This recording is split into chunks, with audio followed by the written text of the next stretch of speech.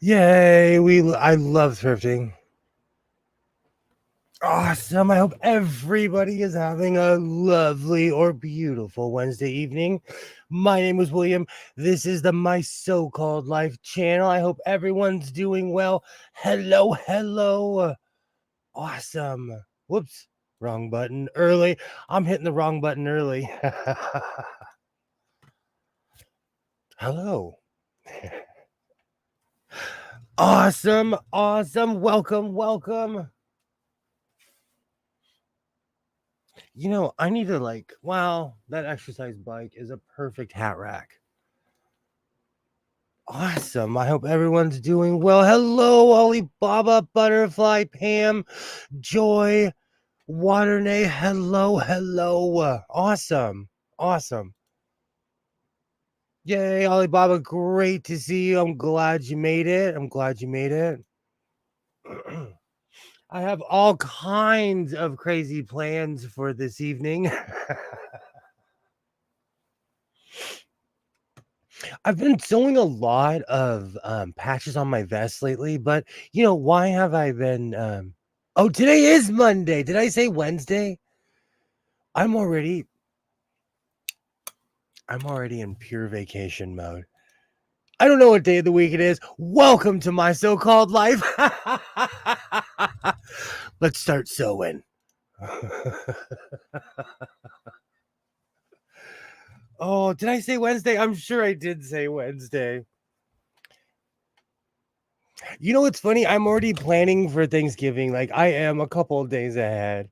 I'm already I already cleaned my house. I already have a seating chart for all the people who don't get along. I see skits singing rah rah. Hello, new hat rack. Absolutely. Hello, hello. To shame. I don't even know what day of the week it is. First day of vacation. I'm like, it's Thursday. Welcome to my Thursday stream. I promise you there will be sewing going on in this stream. This program is for entertainment purposes only, and the content is not intended to malign any religion, race, company, individual, or wigs.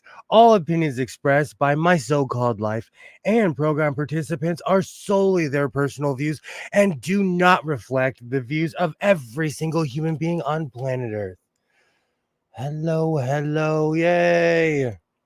Let the chat run away from me already.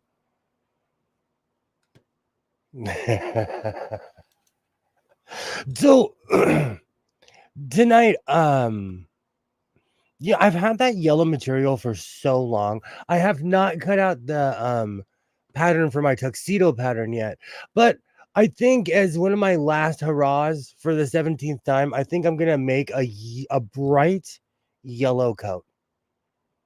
I think it's time. Yay! Get out there. Rah, rah. Already, it's there. I was listening to it before the stream started, so it's living rent free in my head already. Hey, Kilroy. Yay. Hello, hello. I had to go back and replay to make sure I heard it right.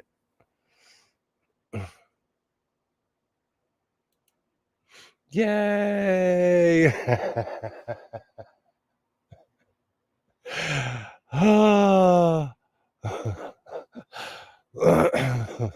Awesome, awesome. Great to see everybody. For anybody who's missed it, I said welcome to my Wednesday stream because in the House of Sewing, we transcend time. We are temporal, but we think in the temporal sense as in all time at once. So it's Wednesday eventually. Ah, awesome. Awesome. Today has been kind of a stiff day, so I needed a good laugh. And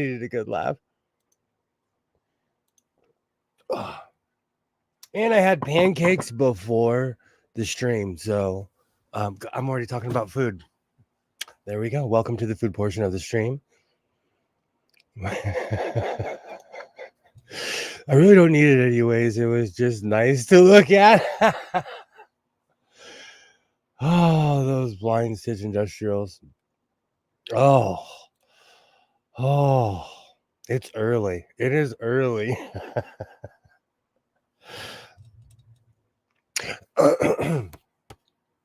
No, I chose to stay home and brood today. And let's be real, like, well, when I say brood, I started cleaning last night and I have so much stuff that when I started cleaning, it's weird to me when I discover things. Like, I found my apron, I found my hood collection that I'm always talking about.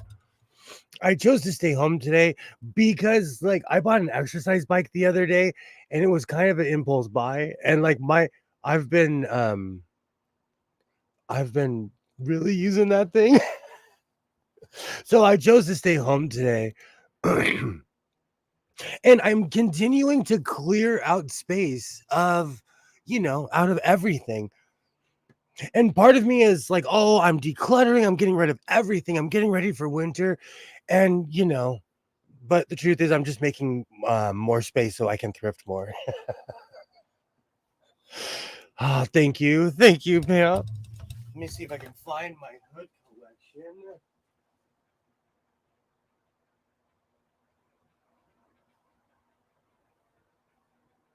Oh, where did it go?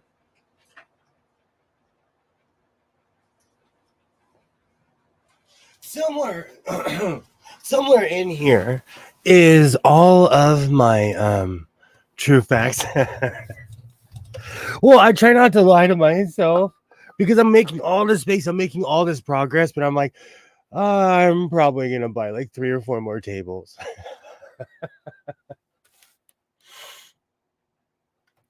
And when people start sewing, they never tell you the ins and outs of sewing. They don't say, hey, um, if you're into patterns, you're gonna spend most of your time cutting out patterns or tracing or making your own blocks, whatever you're into. And so I was trying to work up the motivation to cut out a few patterns today, but no, I'm gonna make the coat because I was gonna make the bag, but I'll save that for a video like I said I was going to. Let's get started on the coat.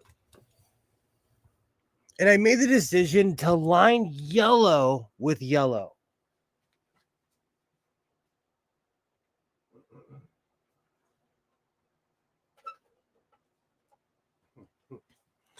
First, first I forgot I had this. I've had this for a while. I got this a few trips ago from Modelo Man. It's not necessarily stretchy, but it's extremely shiny. I love this stuff. I forgot I had this.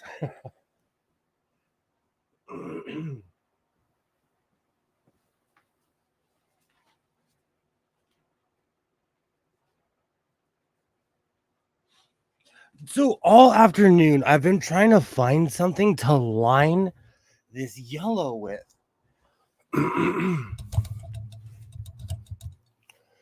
or a combination or a combination of patterns. I was thinking about that too. But I couldn't figure out what to line this yellow with. I could not figure out what to do with this because no matter what I put behind it, it completely changed the color of the yellow. So I decided to line it with itself. Yay, shiny. I haven't necessarily decided to line it with itself. I'm still kind of waffling, but I think I'm going to line the yellow with this yellow material.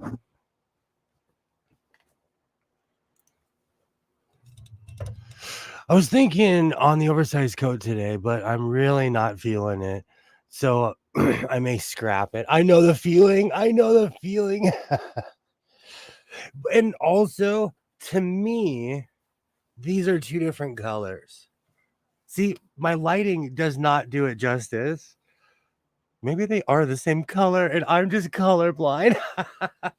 But maybe it's because they're different material maybe. This is much more stiff than what I'm gonna put as the lining. So I don't know. They just seem like two different colors to me, though.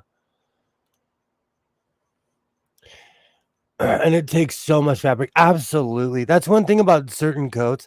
Like even this, with the lining, it takes quite a few yards. Liner inception. You need a pattern contrast lighting. Okay.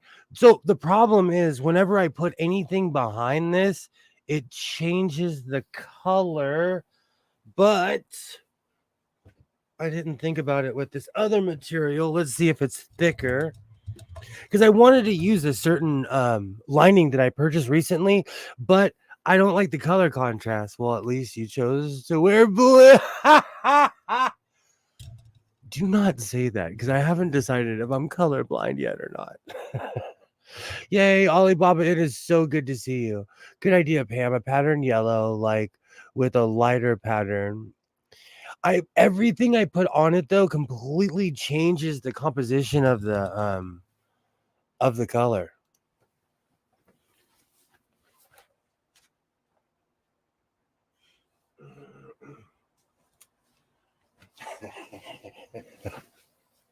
My eagle friend is looking at you, Skits.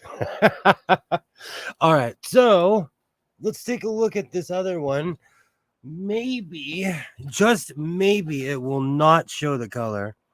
And in a minute, I'm gonna add a.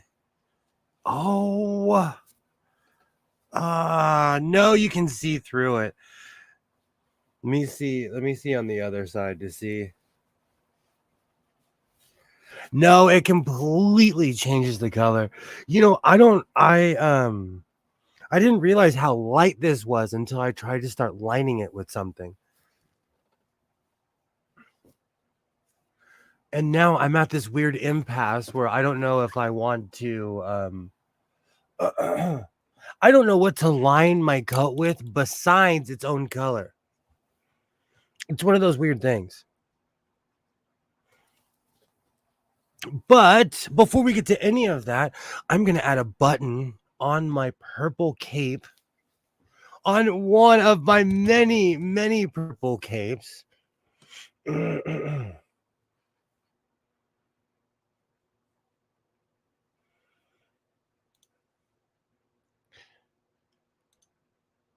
do a solid color, maybe a cream, but not yellow. That's a good idea. My dad totally had a casual colored shirt with that pattern, I think. Oh, that's awesome. That's awesome. Absolutely. Hold on. The lining would be on the other side that the pattern should show to the inside of the jacket. Lining would be on the other side of that pattern. Should show. I had to read that twice. That is a good point. That is a good point. So I shouldn't line it with itself. My issue is everything I line it with, I can see it underneath. And so I'm gonna have to look through what I have. I'm obsessed with darker colors. So when I buy fabric, a lot of the things that I buy are extremely dark because I rarely think about lining. And you know, it's funny. The next trip downtown I was going to take was to purchase a ton of lining, but then the freeway got superheated and the streets are still bad. That's one of the reasons this morning I was like, I'm not going anywhere. The freeway is awful. So wrong sides to wrong sides. Does the print of the lining show the wrong sides? Oh, are together. Yes. Yes. And it still shows through on both sides. Both of the yellows I have are extremely light, and I didn't even realize it until I started putting things behind it. He wasn't to be the man with the yellow outfit. Totally. Totally.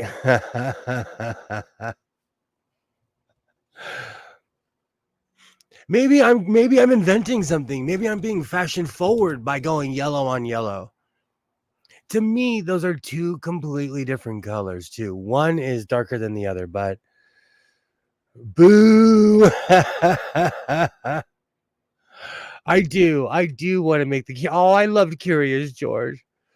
How heavy is the fabric? You could put on a plain color inside, or you could do batting and some quilting.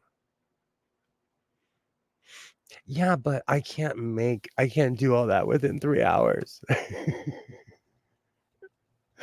Because I can make you a coat real. You want a coat? I can make you a coat real fast. Let me bust out my tattered old pattern. I can make you a coat real fast. Why don't I? You and your details. You're always so comprehensive and thorough. Ah.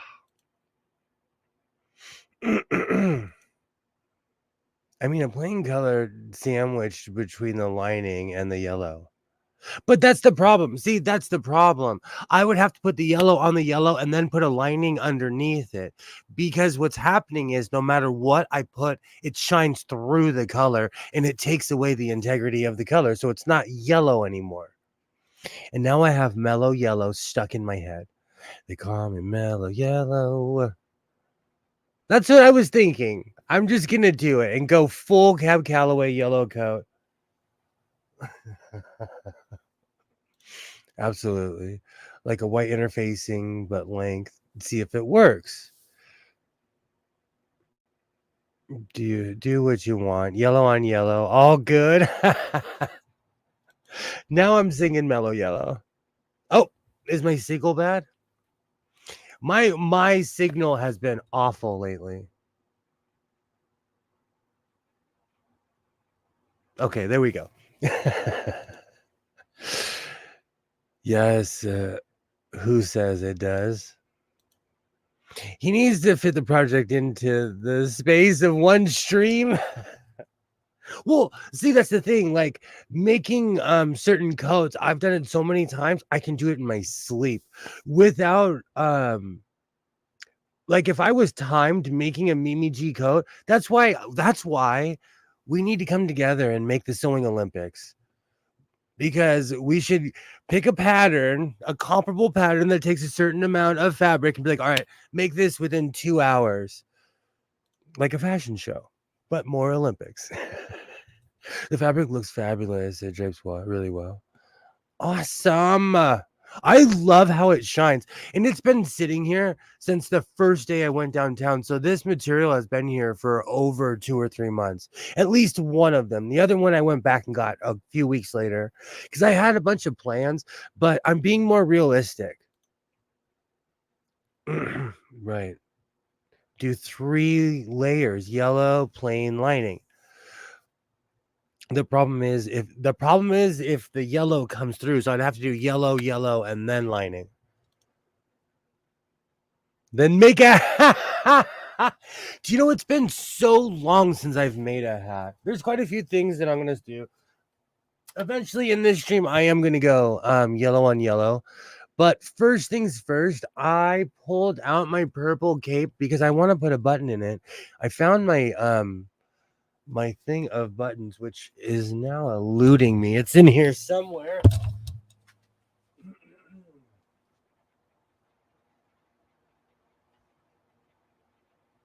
Oh, that's so funny. Do you know what's funny? I literally moved it so that I could. Oh, there it is.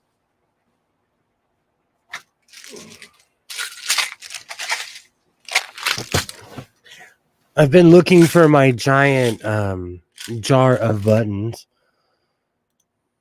Make a yellow hat after the coat. It's been a while. It's been a while since I've made a hat. That would be awesome. I should go full Cab Calloway. See, that's what's inspiring me. It's because I sit around and watch the Janet Jackson All Right video over and over. For sure, Pam, that would be so nice. It's been a while, and I actually have an idea of what I'm doing when it comes to hats. Extreme Fast Fashion Olympics. Exactly. Well, it would be fast fashion, but made well. The yellow has been haunting him. Yes, it has been. It has been, Pam. Do you know why? It's because First off, my fabric pile is just growing and growing and growing. And I can look direct like when I look forward, it's right in front of my face. So it is taunting me in a way. All right. Some nice yellow buttons for the yellow jacket. I didn't even think about that. But is this too hokey of a yellow? Let's see. Nope. They're identical. Okay. So it's all starting to come together. Really, what I need out of this right now is a big purple button. But these are so odd. I think they're all kind of so I'm going to have to use 2 buttons. Oh, that's not dark enough though. Let me go get my cape. Because the capes and stuff, they're awesome to wear. They're just great to wear. So they match well. They match extremely well. So, oh.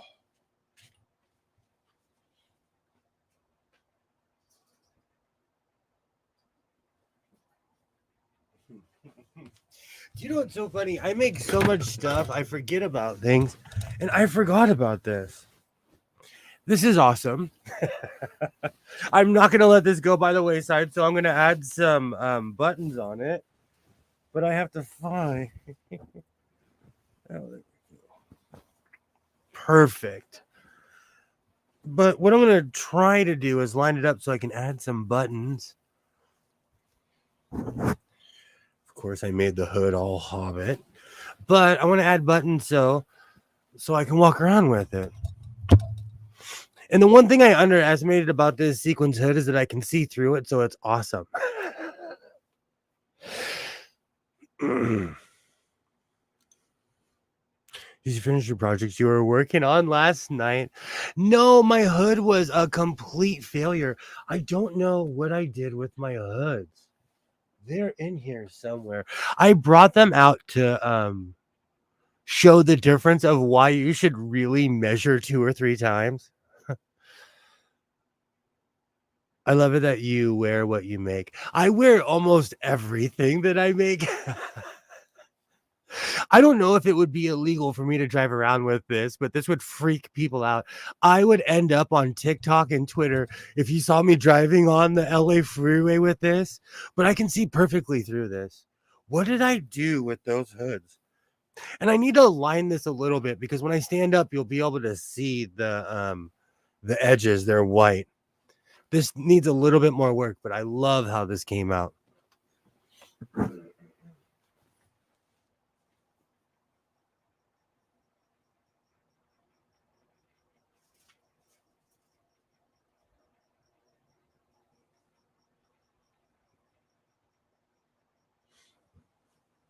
Oh, that's going to bother me. They're buried somewhere in here, but I had all my hoods out earlier.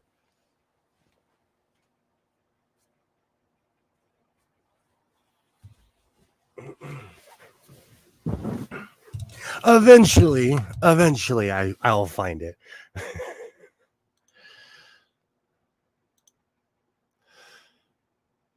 For sure, TikTok. I see people all the time, like they're driving and they're like this because they're like taping somebody else. So I know I would end up, especially here. People are just waiting to go viral here. All right. So I'm gonna put that on a mannequin and attach. I think I'm gonna attach 2 buttons because I want it to be secure.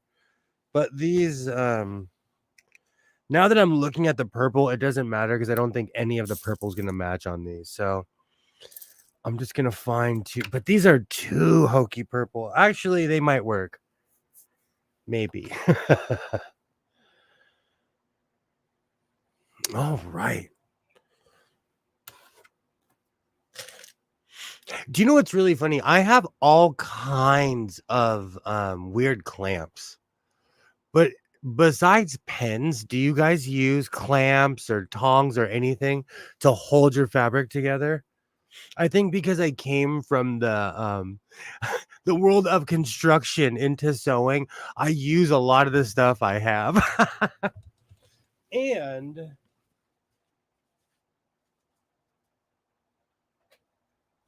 I use these too. I buy these at the dollar store. They have magnets on the back, but I use them for clothes mainly. They're extremely convenient.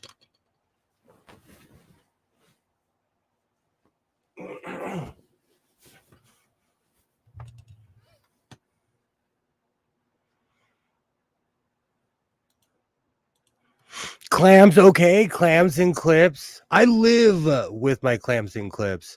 Any way to hold the fabric up, tell you the honest truth. I'm this close to copying how they have it in downtown, where they just have rods sticking out where you can put your giant spools of thread on for all the rolls. Wonder clips, absolutely, absolutely. I always wonder about that because sometimes you think you reinvented the wheel, and then I go to Walmart and I'm like, oh, they sell those here. That means everybody uses these. Yes, I use that stuff too. I always wonder about that because I try to use everything around me, and they sell these at the dollar store by my house, and you can get a ton of them for $1.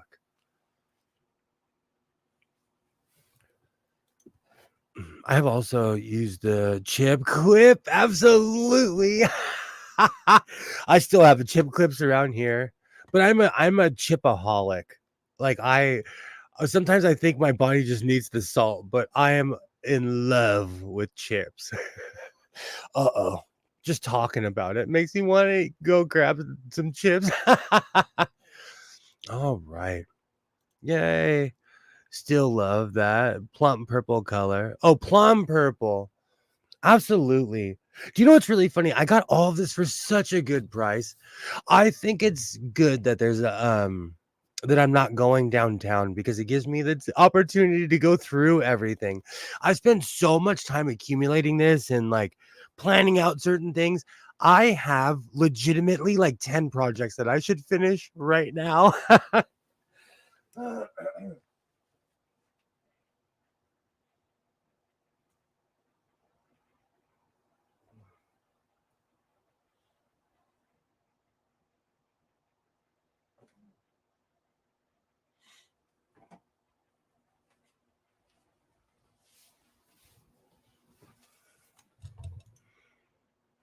Chips go crunch, crunch. They're great. You should come and discuss it, polished and assembled. Mm. I'm glad I'm not the only one. I'm glad.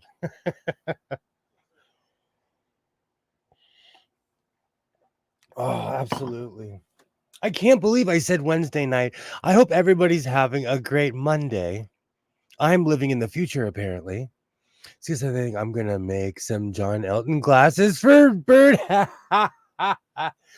you know what's really funny?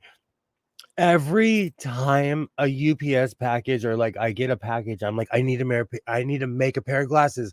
I need to make a pair of glasses. And recently it rained. And so all the cardboard I had outside got destroyed. So I was like, next package I get, I'm gonna make a pair of glasses for my birdie friend that everybody is so scared of.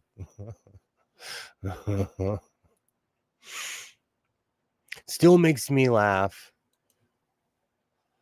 What's it called when you're scared of birds? Alexa, what's it called when you're scared of birds? Ornithophobia is the fear of birds.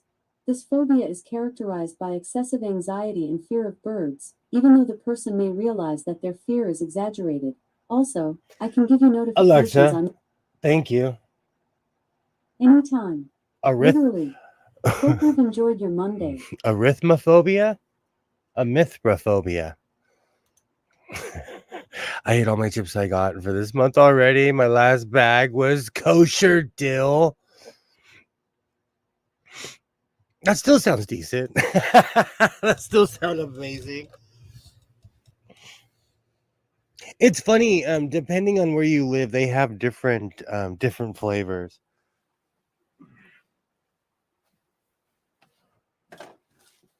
Because of where I live, everything's flaming hot. Everything is flaming hot, this or that, and just nothing but cayenne pepper.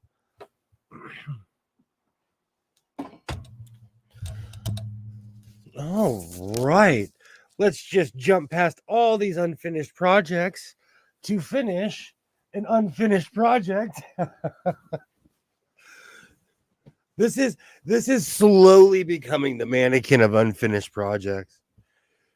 Oh, I actually like the hood like this. It's kind of super villainish.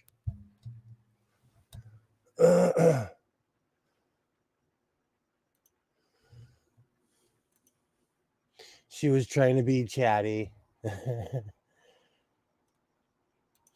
On the floor. I hope you enjoy your Monday. Alexa was listening. She was chatty. She was super chatty, Pam. And I learned a new word. Skits, you have arithmophobia. You're scared of birds. Oh, that's so funny. Oops, I forgot. Oh, everybody, thank you, Alibaba. Don't forget to hit that like and watch me turn into a supervillain. You know, I always underestimate how ginormous the hoods are that I make, but this is literally blocking half of my face. I might rock it like I like that. It's kind of regalish. No? Yeah? All right. So,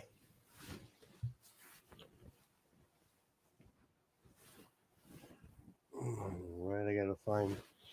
I should stop trying to be cool on the internet and take off my sunglasses. Find my clip before I put this up. I always make that mistake of putting something up and not grabbing my pens or my clips.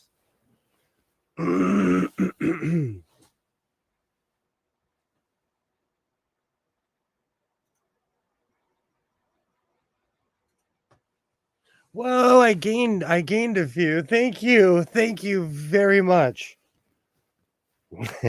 Here in the House of Sewing, I am all about having a great time, dressing like a supervillain, and ex- exploring bright colors.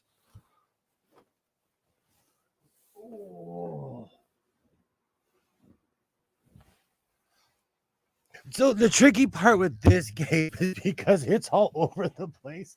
I have to find the middle to make the buttons even, because eventually I'm gonna have to come through on the side and completely edge everything, because this is the room of unfinished projects. But you know, that's a whole other question.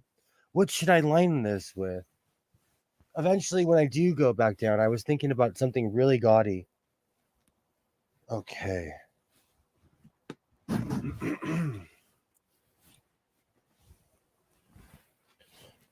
This is kind of difficult. There we go.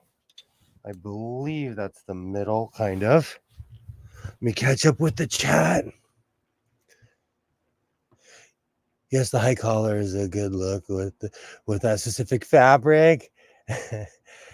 With the glasses on, the collar up, you look like you're about to go down to the corner to look fucking comment of the night. So, yeah, in 1979.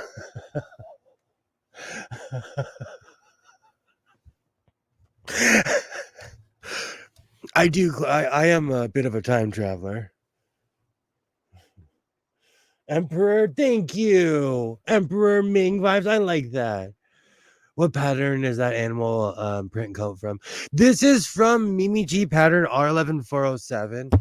But I always improvise with the collar, and I make the coat longer than what it is. That's one thing I like about Mimi G Patterns, is that you can improvise on them because she's coming from a practical standpoint. But I made the hood like huge because I'm in love with that 1970s look.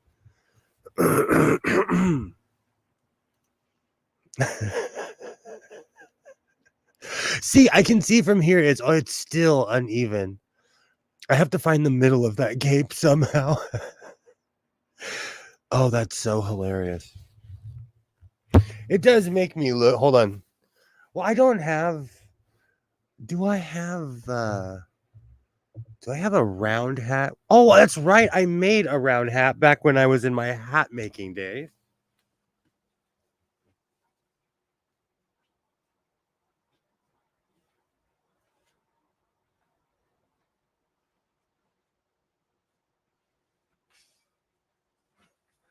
I'm gonna have to quickly evict whatever spider was living on this, or make sure there was. All right. I made this when I was in my crazy hat making days, and I want to thank everybody who stayed with me through that era. This hat's kind of Amish, though. How many Mimi G patterns have you used? I've used 3. I own 4 or 5, but I've only used 3.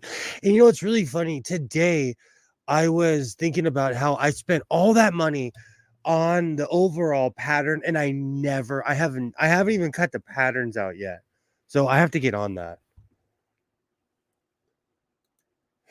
I made this hat a while ago when I was in my crazy hat making days. I learned a lot, and I kind of burnt out my sewing machine in the process, but I learned a lot while I was making hats. Okay.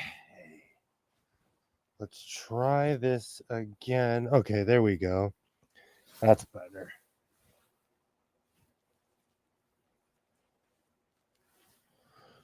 Perfect. That looks much more even, easier to sew buttons on.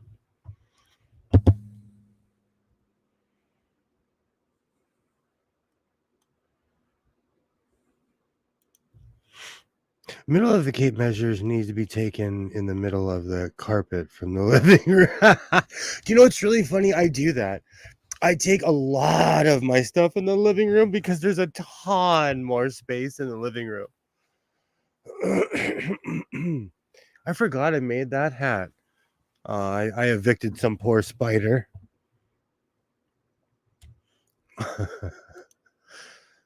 You sure I've got your money's worth out of those 3?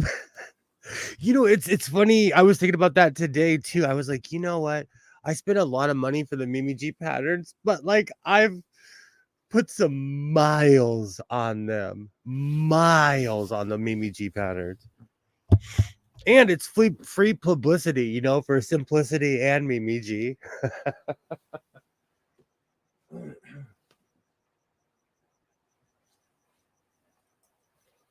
All right, so here I go on my quest for thread. Which box should I dive into? I need purple. Do I not have purple out? I feel like I need to go buy more thread, but then I'm going to go crazy. I'm going to buy a bunch of thread and then find all the thread that I've been looking for. That's the insanity of having all the space in the world that you need and still not enough space.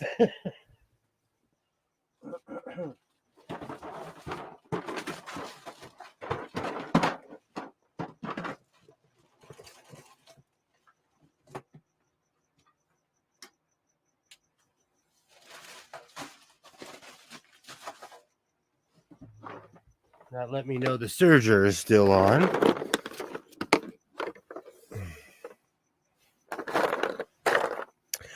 Okay, there's not purple in there. That's kind of purple, but not purple enough.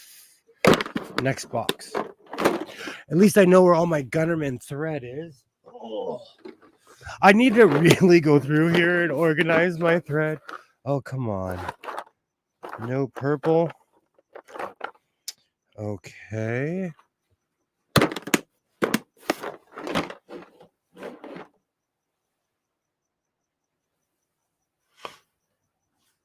Somewhere in this discombobulated room is a spool of purple just looking at me.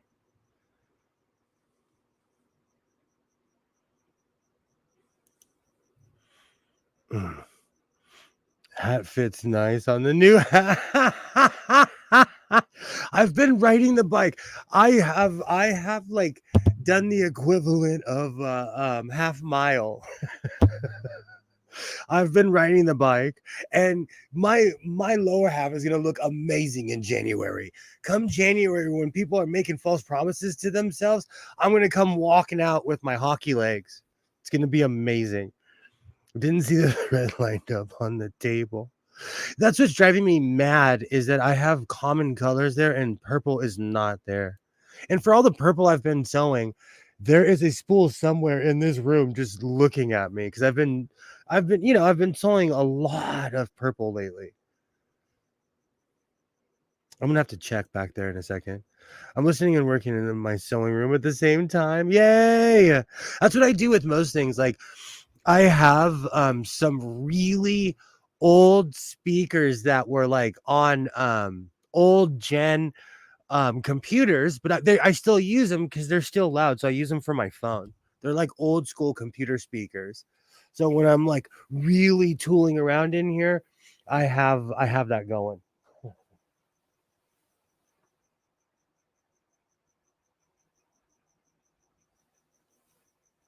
Oh, that's so funny. I have every color but purple, but there's 2 more boxes to go through.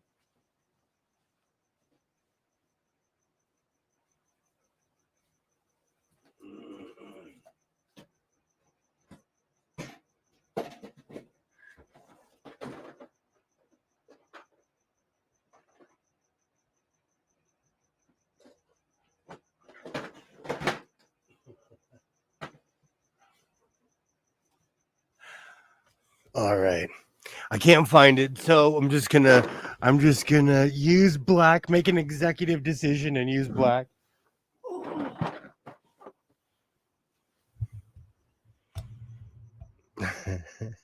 Absolutely. I am always moving things around. It's a problem. It is a personal problem, Pam. I am. That's why, like, I have a specific place I put my keys and everything, so that I don't go crazy every day when I'm trying to leave the house. But I do. That is so true.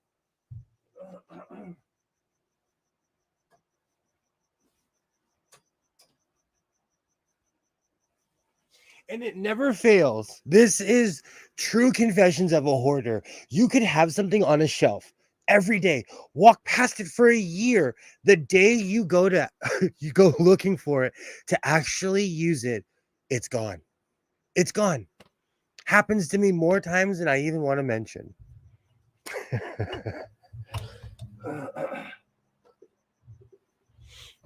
All right.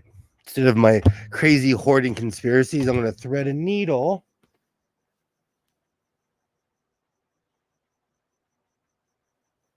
And I do keep all kinds of thread near that TV over there because it's the stuff that I'm always using. And I try to use the same spools until they're completely gone. Still shocked I couldn't find the purple. Because for as wasteful as I seem that I am, I save everything. That's why one day I'll be able to make a airplane cover with my scraps. I could probably do it now with the amount of scraps that I have.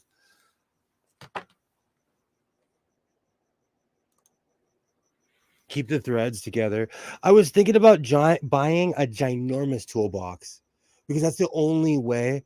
Because behind on that table, it is surrounded by spools of thread and all the different spools I use, because I use different type, especially like when I'm hand sewing, I use much more durable thread.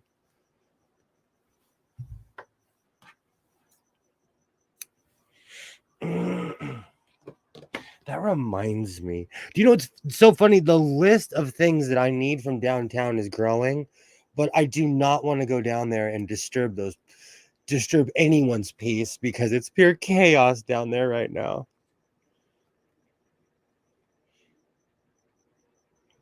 And because I live next to a major vein of Los Angeles, I can see it in my own town.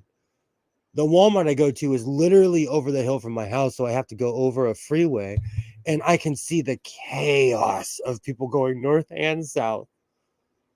Even when I take side streets, I think I'm like, I reinvented the side streets and it's me and all the locals, which there's a lot of us. If I forget that spool on the machine, it's in an ordeal. My machine has the coffin top. I saw I saw a local hand make case for a thread for $30. Never seen one big before. I asked to buy, but it was sold already. I missed out on that one. That's awesome.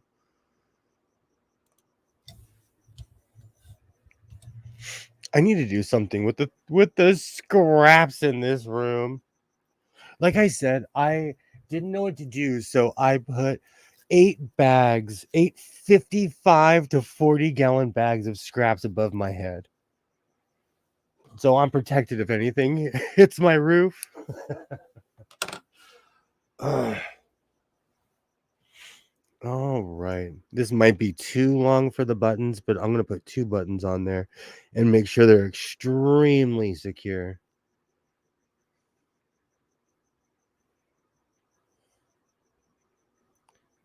I was rocking out before, so I have Janet Jackson's All Right stuck in my head. And that is quite literally the inspiration of me making a yellow coat. It's because I'm watching a video with Cab Calloway in it over and over and over again. And for those who don't know who Cab Calloway is, please Google him. All right.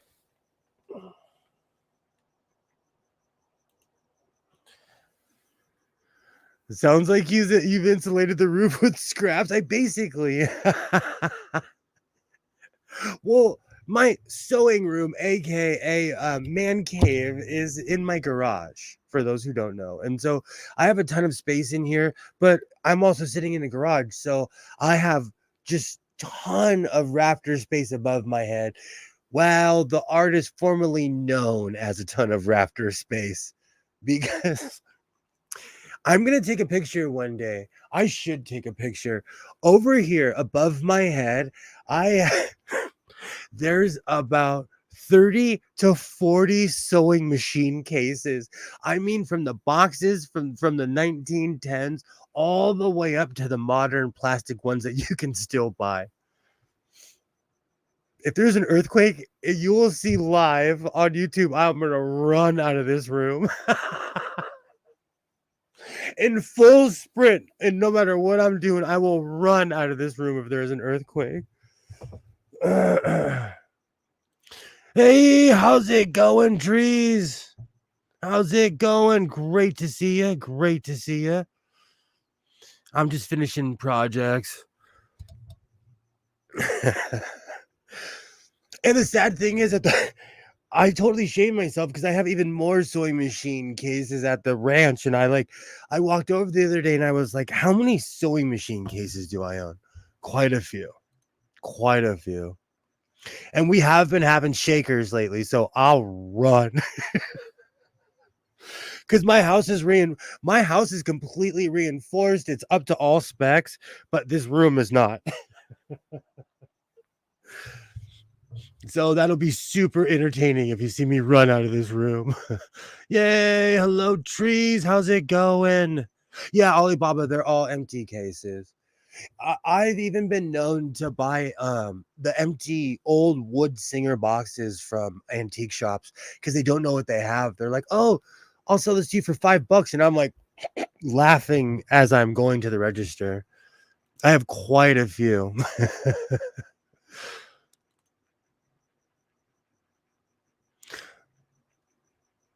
If there's an earthquake, maybe your electrical problem will be I was thinking about that. Like, we've been having all these power outages, and I was like, I should take one of those opportunities to completely like rewire this room because they have a ton of planned power outages. Yay! Awesome! I've got patches on the way for your battle vest. I love making vests. I love making battle vests. I wish I had some empty cases. I find them in the most odd places. That's why I'm really psyching myself up to head east. I'm probably not gonna gamble. I'm just gonna go to oh, why did it do that? Let's try that. Okay, there. I'm gonna go. I'm saying it all guilty. I'm probably not gonna gamble. I used to go to Vegas and compulsively gamble. They're still begging me to come back, but I'm gonna go there to go antique shopping because there's lots of really cool shops along the way. Awesome, awesome. I have I have oh man, I'm gonna go on the rafters and get them. They're in the far corner. I have 3 different singer boxes and I haven't paid more than $30. Yeah, because it's 25. I paid 5 for one and 10 for two. Well, 10 each. A lot of people do not know what they have. Or maybe they do and it's just worthless to them. You know, refurbishing things and like I resell things all the time. It's really funny. I have quite a few compound bows, and there's this compound bow that I have. I've had it my whole life. I swore that thing was the most rare compound bow on earth. I Googled it. They resell for 15 bucks. Apparently, in the 70s, everyone bought them. But you know, it was before my era, so I didn't know. To me, it was like a family heirloom. I loved that thing. I still rock my crossbow, but I'm sorry, my compound bow. But apparently it's extremely common. And I have the Kodak A. I have the original Kodak camera. I thought it was worth a mint. It's not worth as much as I thought it was at all. Have you been to So Yeah Quilting in Las Vegas? Those dudes make some awesome quilts. I did not. I'm subscribed to them. I did not know they're in Vegas. I because I have multiple screens going at once. There are certain things I watch with the volume off. Like right now, I have the Kings game going and the volume's off, you know. I have the Big Lebowski going in the corner over here, the volume's off. But I watch them all the time. All the time. He didn't steal it. He has the receipt. You know, because I've been through divorce court in real life, I keep receipts for everything. It's a great habit, and the tax man hates me for it, but I keep receipts for everything. Oh, quilts that are made in Vegas stay in. I love that. I love that. Do you know when I used to go to Vegas all the time, it was to compulsively gamble. So I would go along the way and there's a few thrift stores like in beautiful sunny Palmdale, California, off the 14 freeway that heads towards Vegas from my direction. Well, if you live in LA, that's how you get there. There's quite a few Goodwills directly off the freeway. I was thinking about actually going there this past weekend, but with all the freeway troubles, I'm giving it a week or two. So I'm slowly planning a trip. I'm going to go in the next 2 weeks. Never heard of them up here, butterfly. I should look. Yeah, give me some places that are in Las Vegas or in that area. I was thinking about bypassing Vegas completely and going to Henderson. But Henderson has just as many casinos. Nevada is an awesome, awesome state. All right, I should start adding buttons, huh? So how far in do I want this? Okay, good, good. I'm gonna add 2 buttons. I'm gonna add one that's really out and one that's completely in. So that I'm not married to one size. Perfect. But I've been talking about it so much, I'm just gonna go do it. And it's kind of like downtown. When I got there, I was like, I don't know why I hyped this up so much, and I haven't been down here, and I haven't been to Vegas since they lifted the COVID restrictions. So it's been a while, and I used to go every weekend.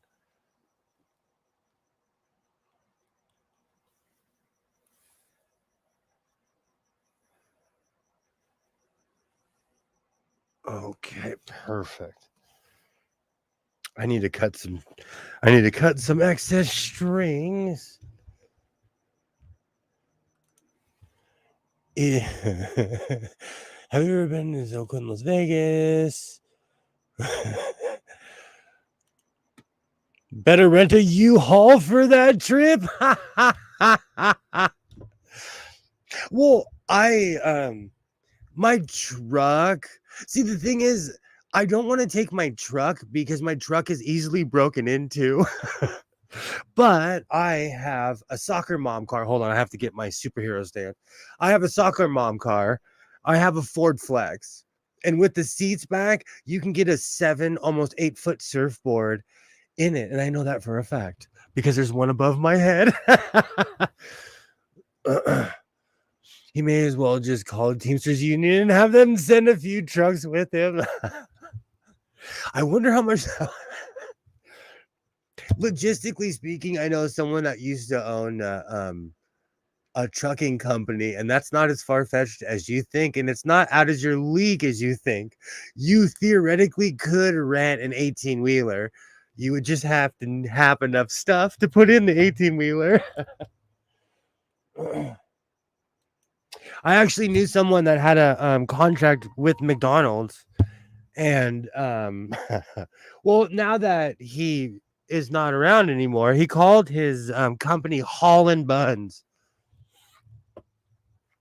I love the trucker puns were hilarious.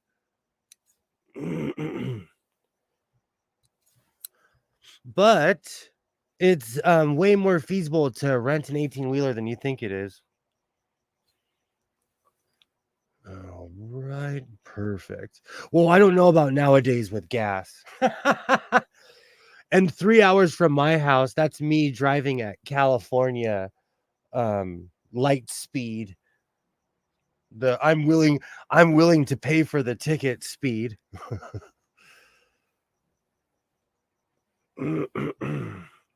Perfect.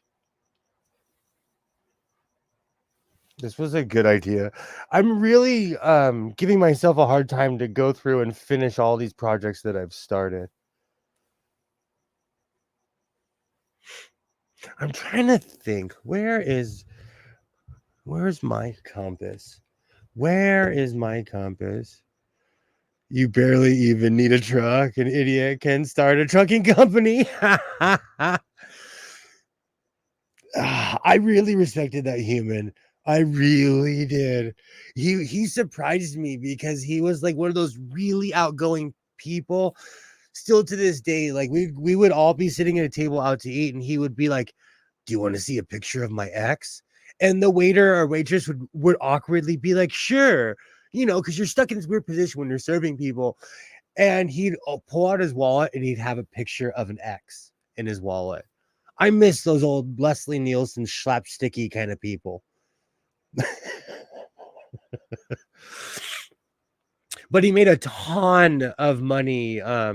After he got his McDonald's contract, he made a ton of money. I honestly, I do not have the patience to be a trucker at all.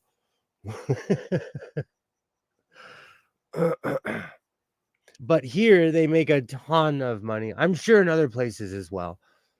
Because it's one of those jobs that are needed, but not too many people do it.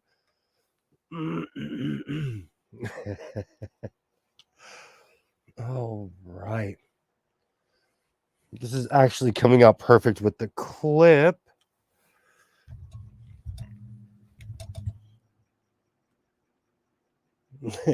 You barely even need a truck. Well, you can start out with one, and then you eventually buy a fleet because you make a ton of money. Oh, where did I put that other button? I can tell the temperature's dropping in here.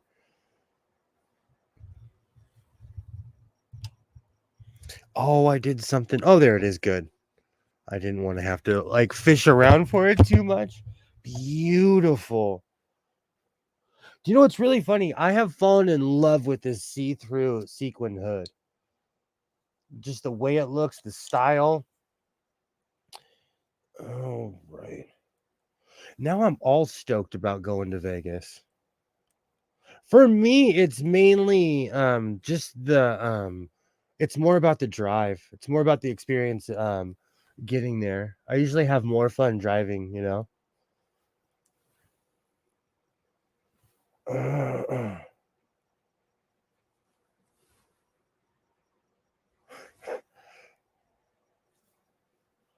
Perfect.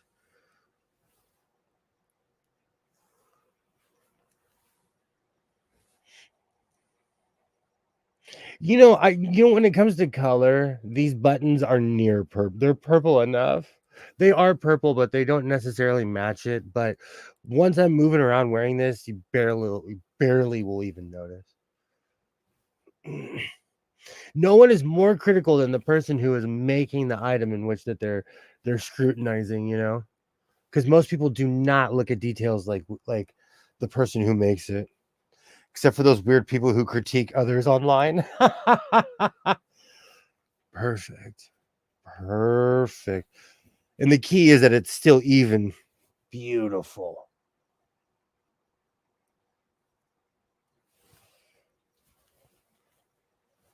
All right. I'll do a couple more strokes and then be done with it. Find my scissors.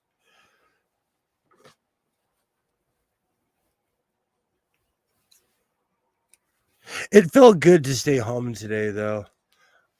I was hanging out in my PJs. I got to do the whole risky business thing. I'm kidding. Oh, now I have. All right. So, because I am not gonna sew a buttonhole right now, I'm gonna do something extremely unorthodox and make my own buttonhole. Oh, let me see what I can grab.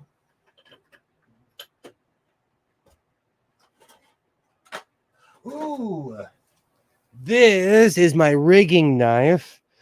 This is just kind of it's a navy knife. It just comes with a hook for being able to use while you're tying knots and stuff like that. But it's perfect button size is why I pulled it out.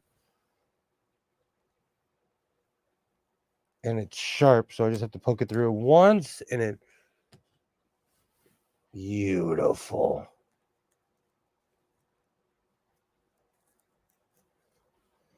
Oh. Oh, did I already lose it? There we go. There's one side. There's the other. Perfect.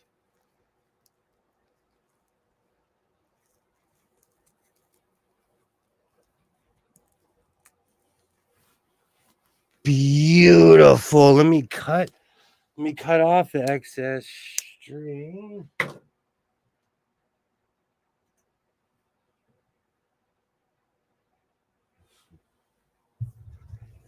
Do you know what's really funny? Alibaba, I would have never created that if it wasn't for you.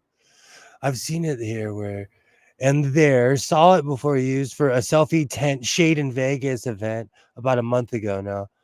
Some fabric. Well, a booth. I wouldn't have invented that hat if it wasn't for you.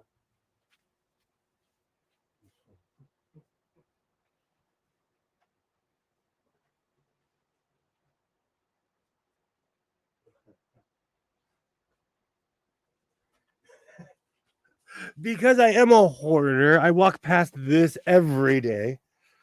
But this thing is still one of the funkiest mosquito coats.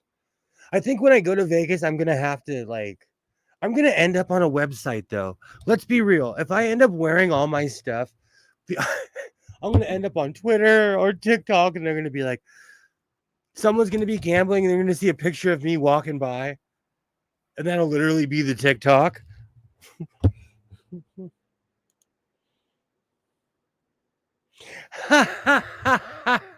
Absolutely. Absolutely. I love this sequin material, and because I got it for such a good price, I still have a ton of this. I wonder if the gray is see-through. But my problem with the gray material is that it seems kind of hokey to me. I need to have a talk about gray.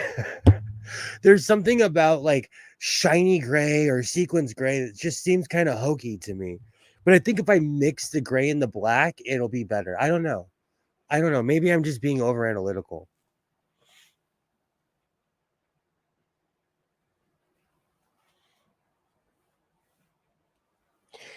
All right, let me clean up this mess in here. I completely forgot about this. Whoops, wrong button.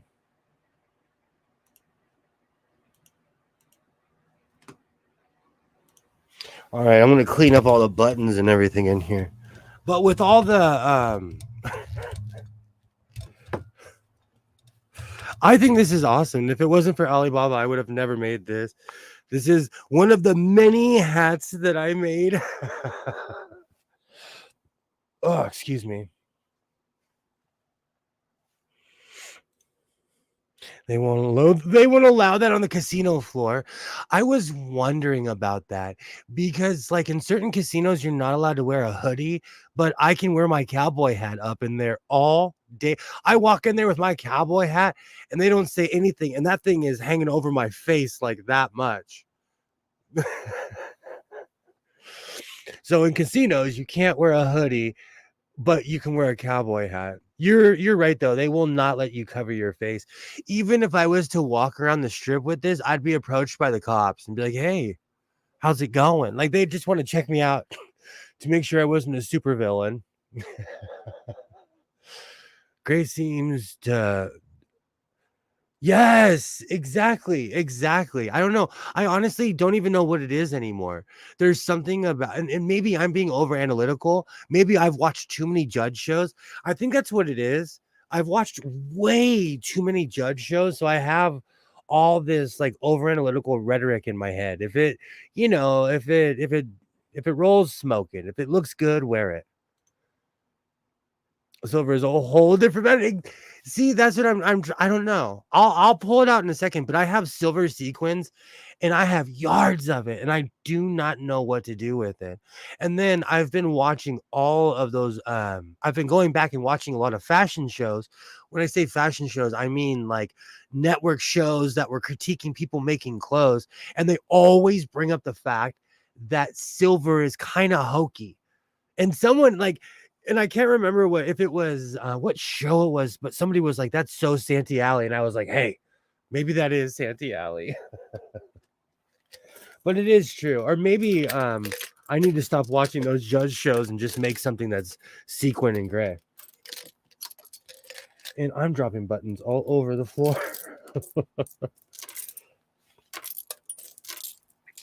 But this material is perfect though, and it breathes as well too. With this design though, I am gonna perfect the hat. This was much more of me improvising something,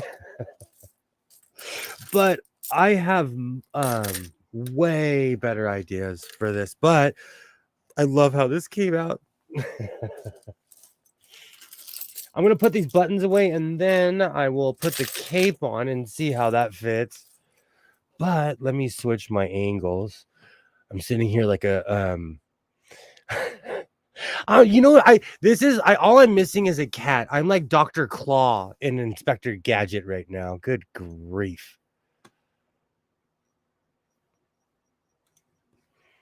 Oh, now I have the Inspector Gadget stuck in my head.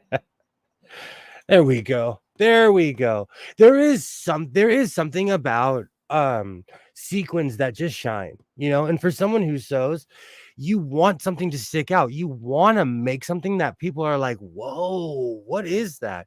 And this definitely, I love the way that purple shines. Kind of looks like a masked villain look. Definitely, definitely. So should I line that with gold like I did with my other cape? The other cape is flowers. So they're literally 3D printed flowers. This cape is sequins and it shines. So I don't know. And with a cape, it's okay if you add weight on it. It's okay as long as your buttons are strong. It's okay. But I was thinking about continuing on my down the Regal road that I'm going down and adding a ton of gold on that. And not gold. I'm not going to add gold sequins. I'm going to add actual gold fabric. And now that I have a working serger, all of this is feasible. But I would never put the serger through the sequins. But I was thinking about completely lining that with gold. I don't know. We'll see. We'll see how it comes out. Hobby Lobby of all places has been really reliable. They had the of all places on planet Earth, Hobby Lobby had the sherbet, I consider it rainbow, but it was the sherbet colored fabric. And for a reasonable price. Everywhere else wanted $50. Hobby Lobby wanted 11 or 12,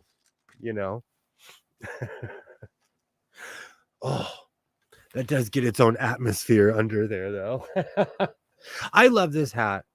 I love this hat. I have mannequin heads and all kind of practice heads around this room, and this thing stays on the one that's near my toolbox over there.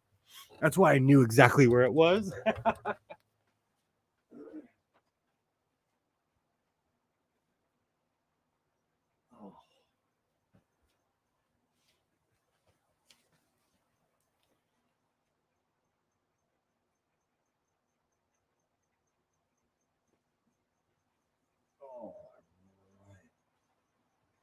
Let's see how this turns. Oh, that's perfect. Well, let me fix my giant hobbity hood that I always make. Oh, that's perfect. Oh, I really do look like Dr. Claw. I love it. Oh, that's perfect.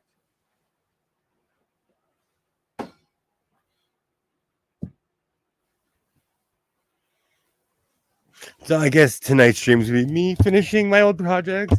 Well, actually, I really wanted to start on that yellow coat. Tell you the honest truth.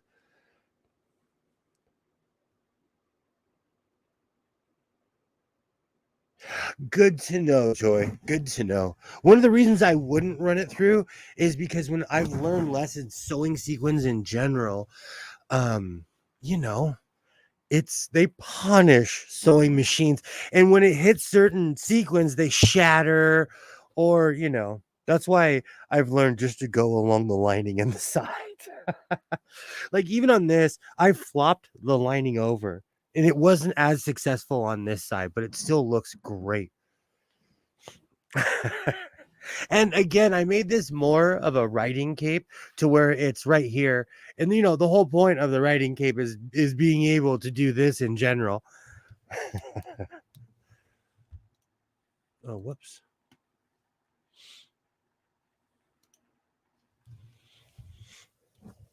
But I have not let an inch of this purple material go to waste.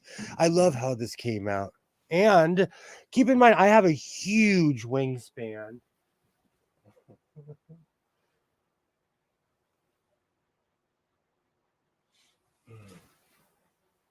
Beautiful.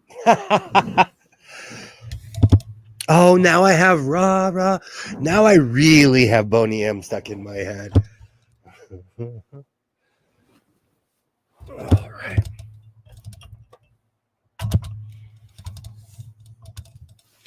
Perfect. Do you know the problem with machines not having lights is I forget to turn them off. So when I stepped near my serger, it reminded me that my serger was still plugged in. There's fabric glue as well. If you squint the eye, sort of looks like Darth Vader. Imperial March playing. I don't even know if I can do the bum bum ba da. That might take my stream down if I even mimic the sound of that song. YouTube has been so sensitive lately. I'm not gonna chance it. See, from this angle, I can even out the hood. Because this is that's the look I go for, you know. But because I can see through this, I can pull it all the way down.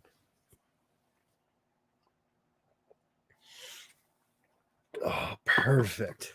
Perfect.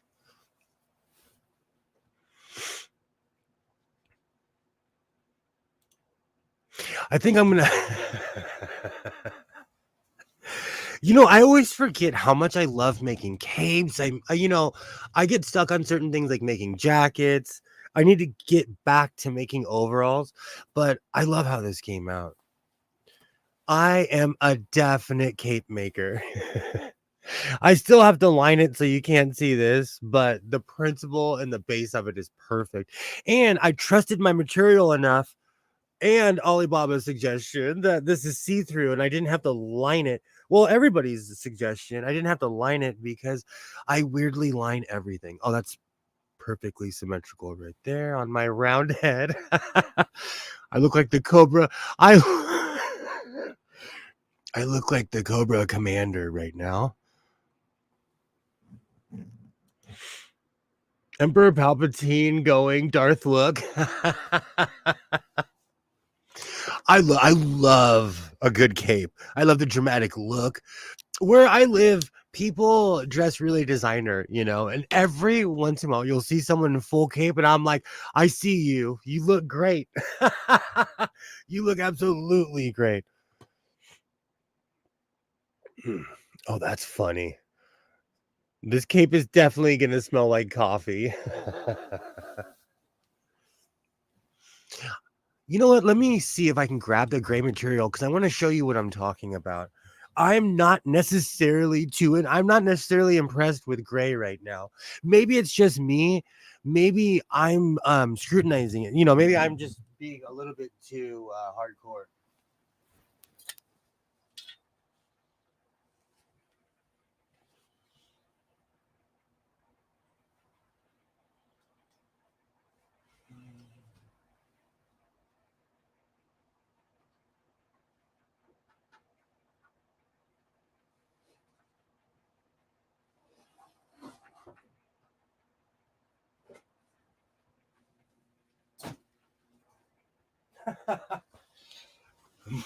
My cape got caught in my fan. Oops. That's the price you pay for having a powerful fan. All right. So I don't know if it's me, but maybe it is me. I don't know. What should I do with this material?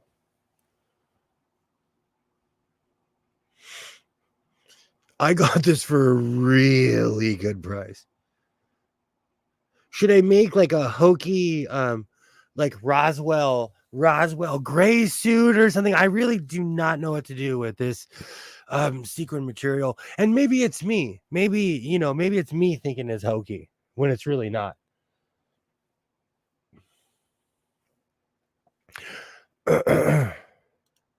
What should I do with the silver? What should I do with the silver? I do not necessarily know what I should do with the silver. I like the way it looks, but like I said, maybe I'm just being over analytical.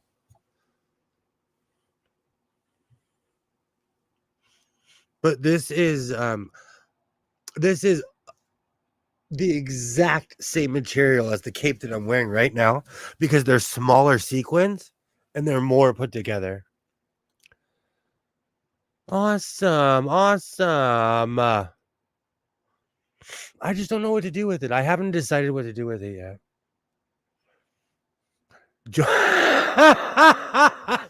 Hold on, let me go back to my Cobra Commander. Joy votes lingerie. I haven't got to that point of sewing. Well, I've made undershirts, not underwear. Oh, that's so funny.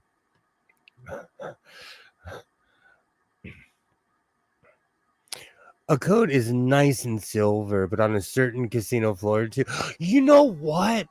I should make a silver suit for my return to Vegas. I am obsessed with the Rat Pack. I am absolutely obsessed with old school Vegas. I should make a gray suit. I should. Oh, that was a good one, Joy. That was. Oh, that's awesome. Make a man's ear or pro, whatever you want to call it. A man's ear. I've been working out though, so my shoulders and my cup size is shrinking because I've been working out. Oh, Joy, you're hilarious. You're absolutely hilarious. Rat Pack was always black and white shirt. Well, I want to be Rat Packy with some sequins on, That's one thing I love about Vegas. No matter how much you walk around, you will see somebody with a full suit on. Slouchy blazer. I like that. Slouchy blazer. That's not a bad idea. For anyone wondering what that sound is, I'm about to take off. I'm kidding. It's my heater. Oh, that's so funny. You can make an Elvis suit. I've been thinking about that too a lot because I can combine this with other sequins. I've been thinking about that because while I'm scrolling through Google, I'm also like clocking all the outfits, I was thinking about that too. Or like full, just how when I was wearing my cheetah coat earlier, when I pulled the collar up, all of a sudden I had this giant dome around and I looked like a supervillain. That cheetah coat does scream Vegas, though. For sure, Elvis looked very Vegas. See, that's the one thing I miss. When I was younger, when I would go to Vegas, you would see Elvis impersonators everywhere, but they really don't have them like they used to. You can still get married by Elvis, but they don't have the Elvis impersonators. Like, there were just a sea of Elvis impersonators. Now it's just people. I don't even want to say it. Never mind. It's not that kind of show. This is this is a sewing friendly channel, so I'm not gonna say it. Awesome. I love how this came out. Let me do the bigger angle. It's true, Joy. It's true. I watched this one channel that it's on Fremont Street in Vegas, and that's like what's left of old Vegas. It's what's left of like the old casinos, and it's amazing the things that people can do in Vegas legally that you can't even do here, and I live in California. All right.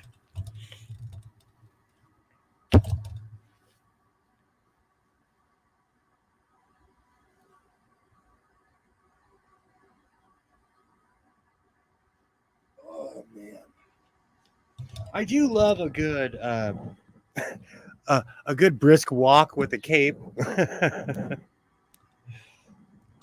This is semi-dramatic because it's dragging on the ground.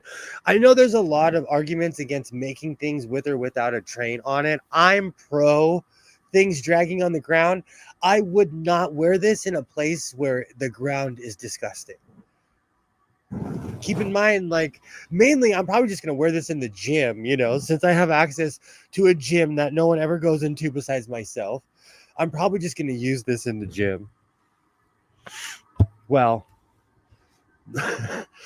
until I get invited to the Evil Emperor convention in Vegas. For the record, Elvis is alive. I saw it. Oh, I'm going to get that song stuck in my head now. I like saying, for the permanent record, Elvis is still alive. In that case, do you know what's so funny? I drove all the way to Las Vegas, Nevada to see a Tupac hologram. Like Snoop Dogg and everyone came out, but really it was them standing in front of a giant screen. It was a good show, though. It was a good show. It was actually a great show. But they were like dancing, and then the Tupac hologram would do stuff and they'd interact, but they were like, you know, if you were at a certain angle, you would just see it was in front of a giant screen. I saw Elvis in the Porta John at the country fair in 2015. Oh, here we go. Now I have Elvis is everywhere stuck in my head. Oh, that's hilarious.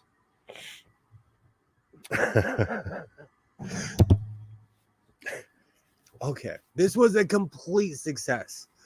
So, where am I going to put this? I need to find a decent hanger first before I take this off.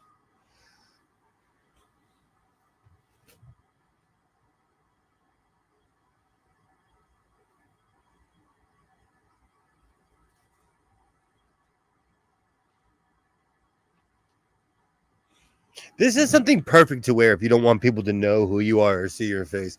This is something perfect to wear to hike. Oh, man. All right. Oh, that's beautiful. I love the buttons in front because it makes me look like little purple sewing hood. I love it.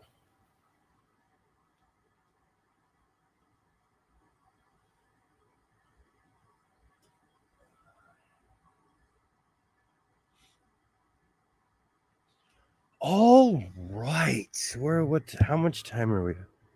Yikes. I've been yakking for an hour and a half.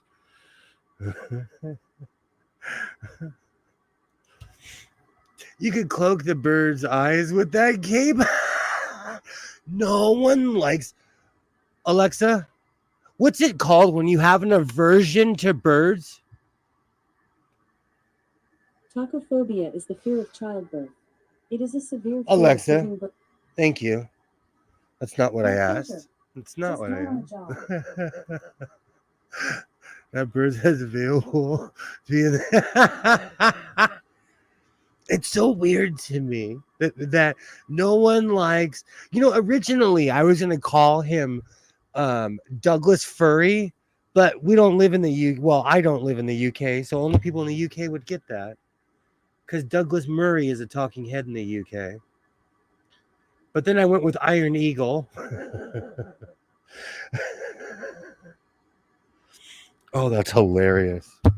All right. So I think I'm going to start making slowly start moving towards making that my coat.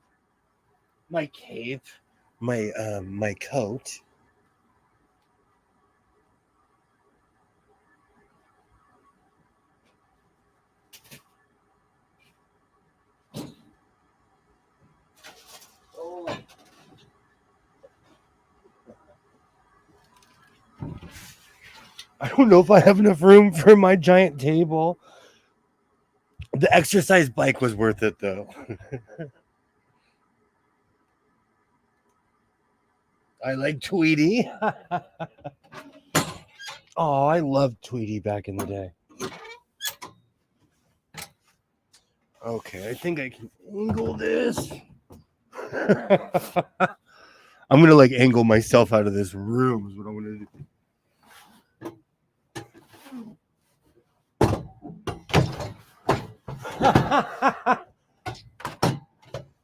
Perfect.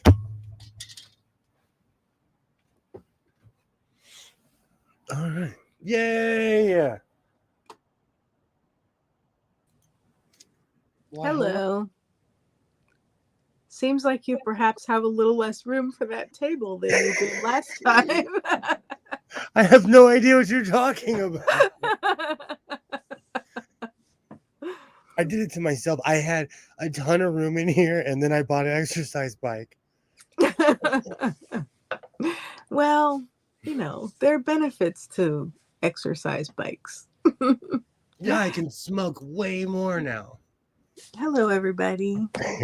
Hello, Alibaba. Hello, Butterfly. Yay! Hello, I, hello. I was kind of lurking in the chat. So let's see. I saw Kilroy and Joy. I saw Pam earlier. Trees, Skits. Who else? Did I miss anybody? Well, if I missed you, deepest apologies. Wave and I'll say hello. How are you doing? I'm well, thank you. I'm looking at this poor scarred table. Is that the one you ruined your rotary cutters on? Yes. Well, I mean, they're battle scars. It served its purpose. Oh, this table's wearing an eye patch and telling a story, a real story at the bar. Believe the table. Believe the table. It's not just wolfing. This is folded wrong. I had a weird inspiration. I was going to make this last night, but then I was like, I'm being over ambitious and I eventually do need to go to sleep. Oh, well, yes, sometimes sleep does call you. And bodies are strict parents. You stay up too late too many times, that's it. You're grounded. Bed for a week with a cold. Oh, yeah. It's really ironic, but that's exactly what mine does. That's exactly what mine. I keep on waffling back and forth. Like, should I line yellow with yellow? But I'm going to do it. I have Janet Jackson All Right video blasting in my skull right now. Oh, all right. I mean, is there some reason why you wouldn't want to? I've said here the only reason this isn't already made is because all day I was waffling. I had things to do. I masquerade as an adult, so I had things I had to do, but like all day I would pull out a fabric and put it underneath and be like, you can still see it. You can still see it. So I had to figure out something that can go underneath this. Okay. Sleep is for the dead. Do cocaine. That's a t-shirt. Then you can put a little bear on it. I was thinking about a skull. So that brings up another question. Would I be insane if I bought a t-shirt press? Because I want to make my own shirts, but like, would I be crazy? For like silk screening and stuff? Yeah. Why not? You're creative. You'd get good use out of it. That was like one of the original things. I wanted one almost like 30 years ago. But back then I would have just made shirts that said rad or dude or like, nothing too original. So I got some new glasses. Just, Ooh. reading glasses so I can see the screen. Tell me what you think. They're a bifocal, so they're reading on the bottom and then clear on the top, which I wish they were progressive, but do I look 80s-tastic with these? I love them. They look great. Oh no, it's not working. They're like, there's not enough right here. It takes a while. Every time I put my glasses on, I have to adjust. It takes a while to get used to glasses, So Well, Butterfly votes yes. Butterfly votes yes. Okay. For t-shirt press, and you look great with your glasses. Thank you. For a t-shirt press, I think it depends if you can get your money's worth out of it. I just want to make snarky t-shirts that people are like, "Where'd you get that?" And I'll be like, "I made it at my house." I can make you one for $20. Now, what are t-shirt prices now? $30? They're insane. Like, even because I wanted to buy some Santee Alley t-shirts of mariachi bands no one's ever heard of, but they want $25 for a shirt that I know is gonna shrink. Well, can you get a bigger size so it shrinks to fit? I bought a Baracho Nation t-shirt, extra large, almost 15 years ago at Alvaro Street, and it's the only time it's a shirt that hasn't shrunk. I'm not. See, you're laughing because you know the irony of that. How ironic. Because I bought a Baracho. It's the Loteria cards, that they have on T-shirts, the lottery card shirts. Oh, okay. I bought this I cut the Baracho part out, but like I bought an extra large. It shrunk so small that I put it on Isaiah and he could wear it. And like when he was in elementary school, that's how much it shrunk. No. So I do not trust those downtown T-shirts at all. But like anything, I think it's buyer beware. Maybe they've stepped it up and they use those weird AA or quadruple A T-shirts. Those are quality. Those weird T-shirts that are everywhere. Those are actually quality made, even though they're factory made. They're quality. Okay. Maybe like I guess look at it and look at the manufacturer. If you can sell some shirts, do I agree.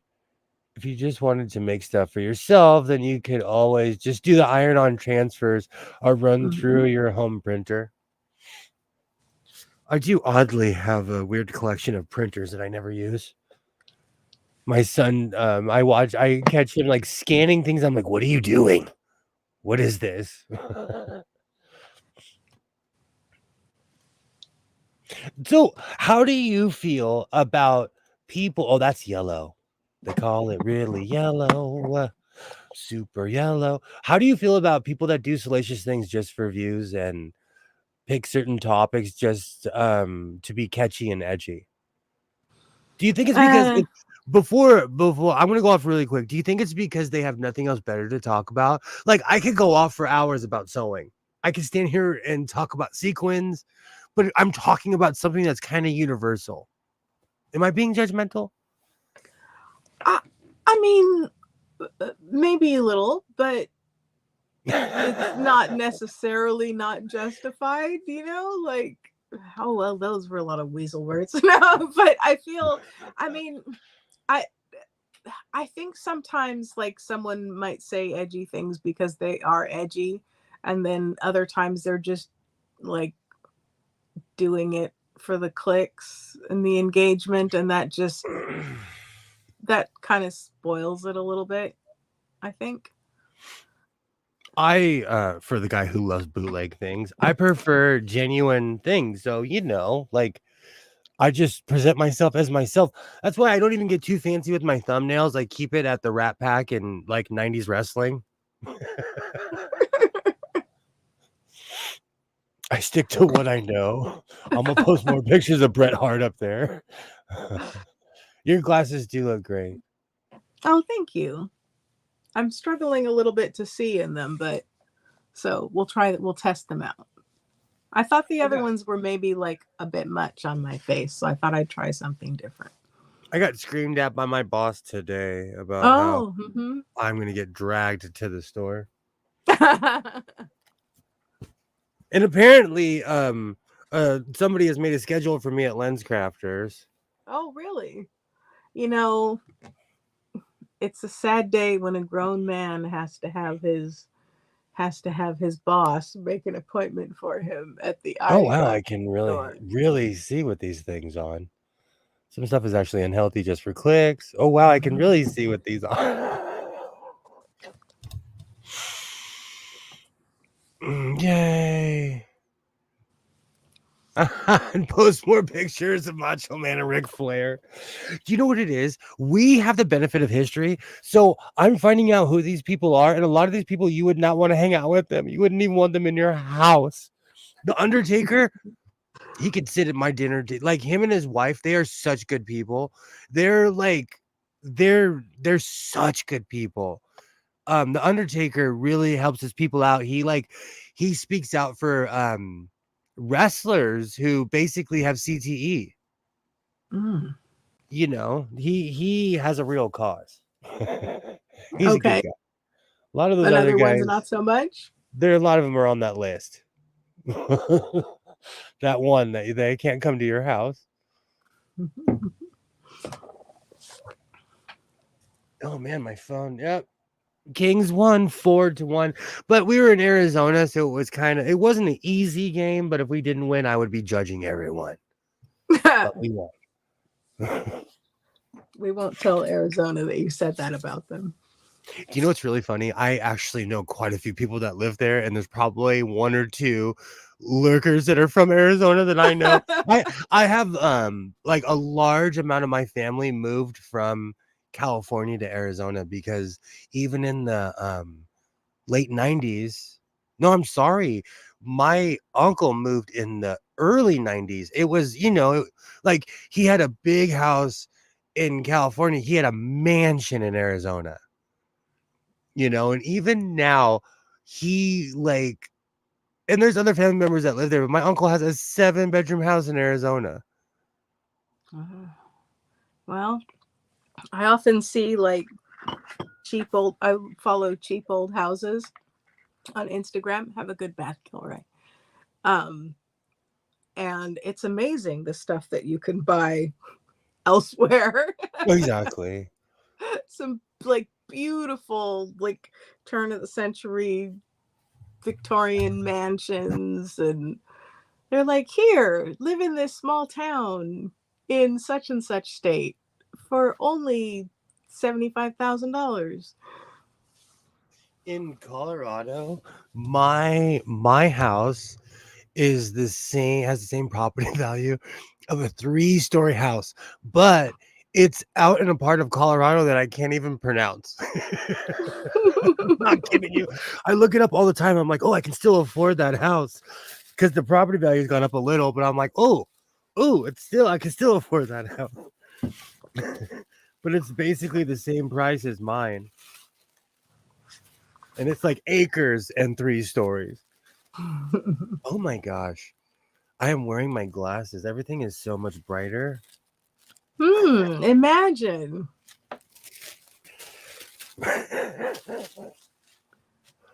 Oh, that's hilarious. Yeah, I'm going to line yellow on yellow. They call it mellow yellow. I will be singing that all evening now. It might be worth it. Absolutely. Absolutely. I was going to say it might be worth it to buy another one of these patterns, but I'm trying to move on. But I love this pattern. Do you know what's so funny? I went on like a major YouTuber's channel and was like, I'm retiring Mimi G Pattern R11407. And she was like, good for you. She took her time out, and look at me now, like 6 months later, and I'm still making the go. No, it was like 2 or 3 months ago. I said I was quitting this pattern. Maybe you need to mail it to someone you trust so that you can't use it for a while. But you know that if you really ask for it, they'll send it back. If I trusted the Postal Service, I would.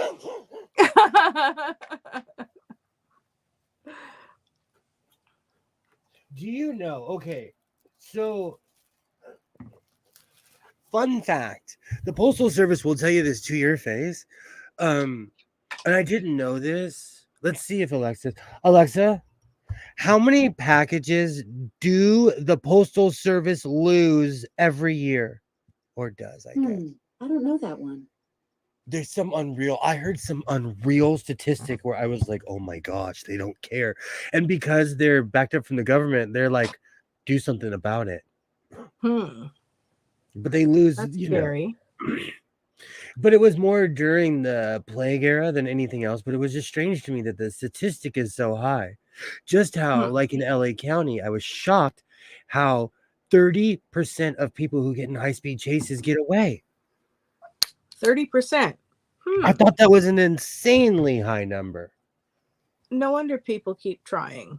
I thought that was crazy, but that's from the the LA County sheriffs themselves, Do they get caught later though? They said 30% of people do not get caught. I mean, if you're like in your own vehicle, they just, can wait it out, knock on your door later or what have you. But Oh yeah, they do that more now. Where like if they identify the person as an actual vehicle, they'll back off and let them just drive around like a maniac. They count every infraction and then they charge you when they finally catch you. I'm sorry, everybody. I like the new glasses too, but I couldn't see. It might take a while to get used to them.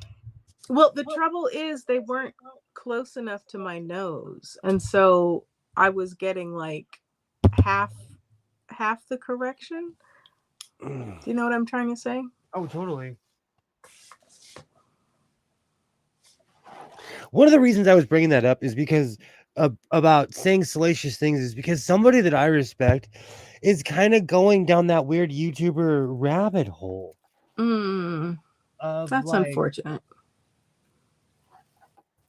saying edgy things. It's speaking to a crowd that you know is going to react when you say edgy things. It's just weird to me. When because I'm such an orator, I like to subscribe to people who are, and this person really has gained my respects over the years. Well, yeah, over a couple years.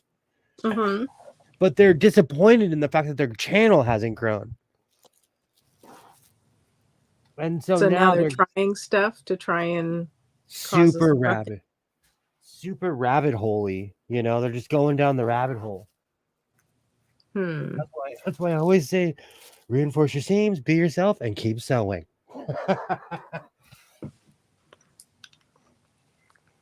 Okay. All right, little math in my head. If I have 4 yards, I want to make this a little bit bigger. Bigger? It's already big. I like a long trench. And since I'm going to go Cab Calloway, I got to go Wop. Well, that's Wop Bop Loobop. That's more Little Richard. Either way. I'm not going to go too dramatic. I'm just going to go a little bit longer than usual. Oh, okay. I mean, if you did a full trench, I think it would look great in that fabric. I'm just scared I'd run out because this is precisely 4 yards because I remember who cut this. And most of the fabric I get, I tell my Modella buddy, like, hey, I need 4 yards. The man gives me 8 or 9. So I'm spoiled. Yeah. Like, I'm so spoiled. So I'm like cutting huge swashes of fabric, you know. But when it's precisely 4 yards, I pay a little bit more attention. Because I don't want to miscut. And you know what? I you know, Modelo Man is suffering right now. He misses my business. He needs me. He needs me in his time of need with the freeway shut down right now. I was gonna say, dang freeway wrecking people's lives. He's probably sitting out the window like, where's that crazy guy? I miss that crazy guy with his hand, both of his hands on the window. I miss the sewing guy. You know, he also gets a lot of business because he sells bags of bundles of fabric. I might buy a bag one day, just randomly cover my eyes and buy a bag just to see what happens. Could be fun. I'm sincerely thinking about doing it. All right, let me measure this again. I'm trying not to get too crazy.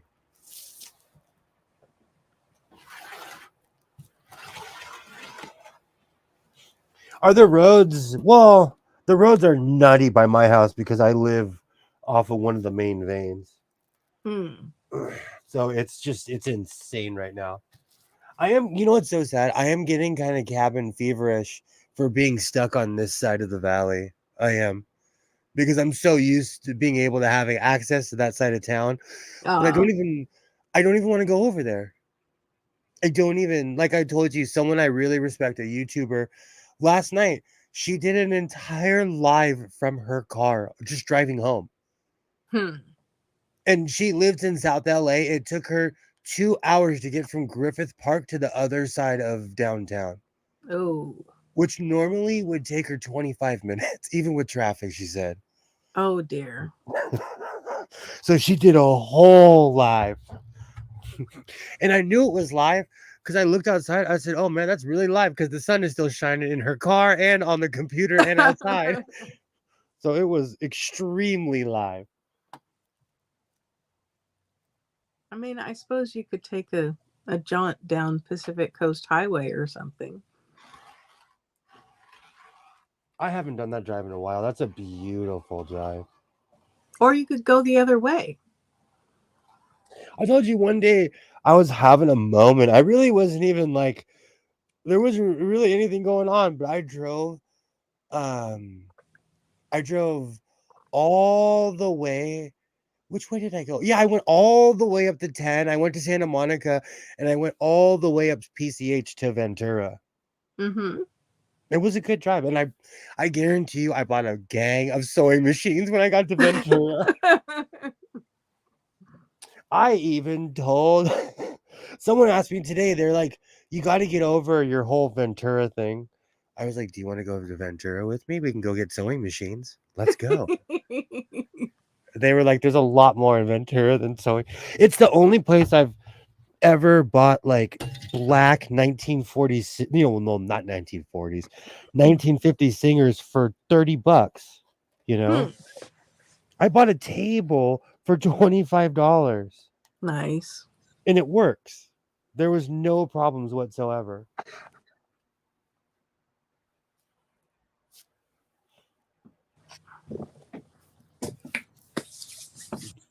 So I I had a wonder if that. friend. Oh, sorry. Go ahead. I I should had a be cutting. I had a friend visit today, and I showed her the domestic treadle that I got a few weeks ago.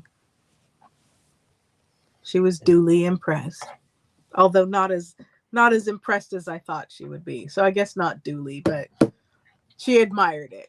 She admired it. I showed her how quietly it treadles, and Most people look at me and they're like, that's nice. Then they walk out of the room, they're like, that guy needs help.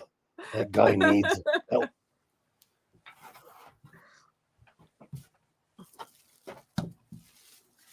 but she admired it, but I don't think she admired it quite as much as I admired it. Do you know what's so funny? I keep my sewing talk much like hockey.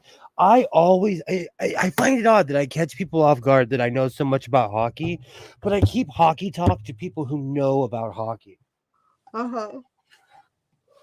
That's why the owner at every time I walk into the dispensary, all the employees, they literally like look at the owner because they know he's gonna walk up to me. Because he's my buddy, he's my hockey buddy, But I wouldn't bore people with my hockey talk on my stream because my channel's about sewing. Do any of the people know about hockey? What do you mean? Well, no, I was asking the chat if how informed people are about hockey. I mean, I know it's played on skates. You're trying to hit the puck into the net. Generally a low scoring game, lots of fighting, dedicated fans. And it's called putting the biscuit in the basket. Oh, okay. I'm dying. Well, Alibaba is Canadian, so that's his religious obligation is to watch hockey. I'm kidding. I was actually having that conversation with my son. Hey, Vonrick, the channel's about sewing. Oh man, good thing he told us. Well, it's like I'm all over the internet, and even with my name, some people ask me like, "What's your channel about?" And I've always had sewing somewhere in the name. I'm a smart A. When someone asks me that, I'll say golfing. My channel's about golf. Oh, right. Excuse me. I have that song, Blood. This is why there's certain songs I rock out to, and they just get stuck in my head.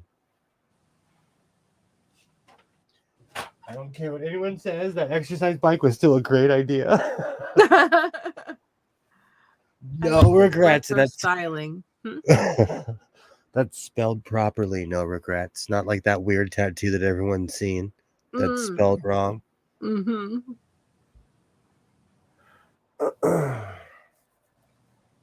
You know what? I'm gonna take a quick break.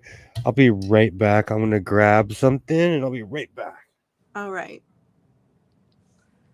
Let's see. Vonrick says, I'm sadly just popping in before bed. At almost midnight, and I have to get up in 6 hours. Oh dear. I've heard one is supposed to get 8 hours. I think you're short a couple. But look, I'm awake tonight, more or less, unlike the other night.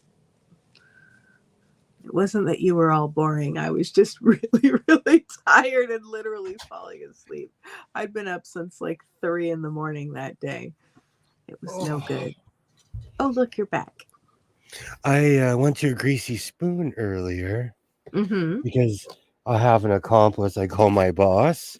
And I called her and I was like, hey, you want to go to a Greasy Spoon? I'll pay. And she was like, I'm putting my shoes on right now. So, because I went to a Greasy Spoon, I have onion rings and pancakes. Ooh. What kind of meal did you order where you got onion rings and pancakes at the same time? I ordered breakfast because I'm a hobbit. I eat breakfast 4 times a day. Uh-huh. And my mom ordered onion rings and then didn't eat them. Ah, I see. I know that feeling. You know what's so funny? Like, the more I have to count, the more I stay awake. Yeah, sometimes when you have like some obligation early, it's really hard to get to bed the night before. I try to go to bed like extremely early on stuff like that, but you know, best laid plans.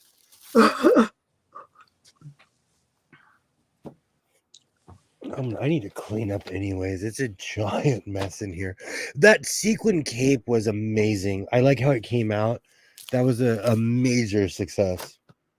I really, really like the color of that. I'm glad that I branched out. Like, there are certain colors, like even red. I used to never wear red. And then one day I asked myself, like, why are you not wearing red? And my only real answer was that I watched way too many Snoop Dogg videos. See, you're laughing because you know the truth. I've watched way too many Snoop Dogg videos. And so I was like, I'm not from Long Beach. I can wear all the red I want to.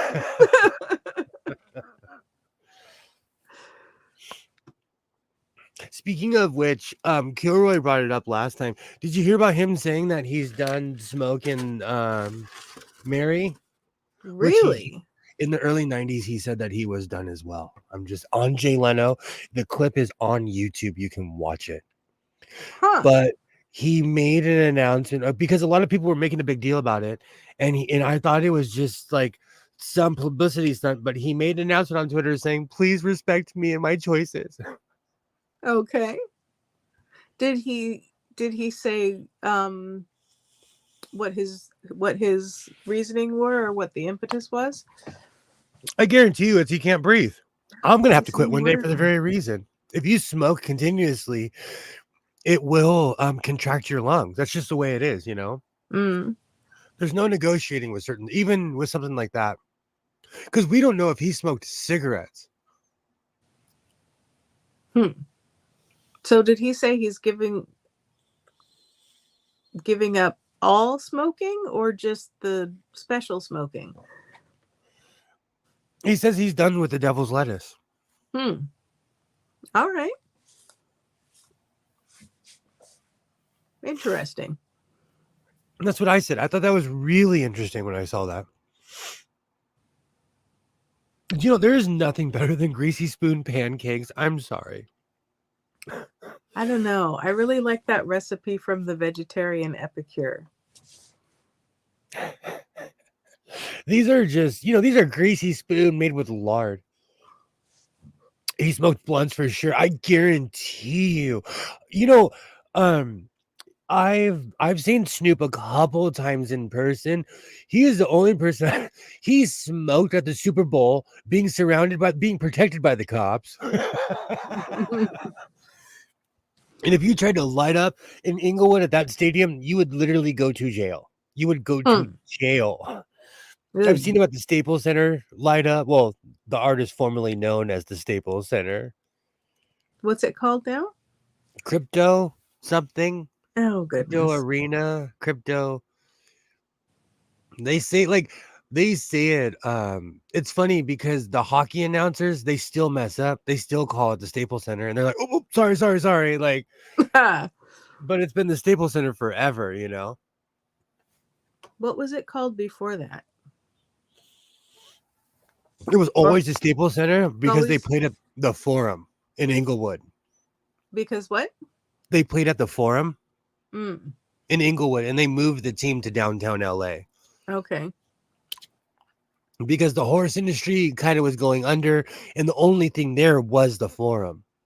And now the Forum's coming back to life because they have the football stadium now.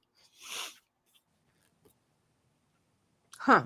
Which is literally across the street from where the Forum is.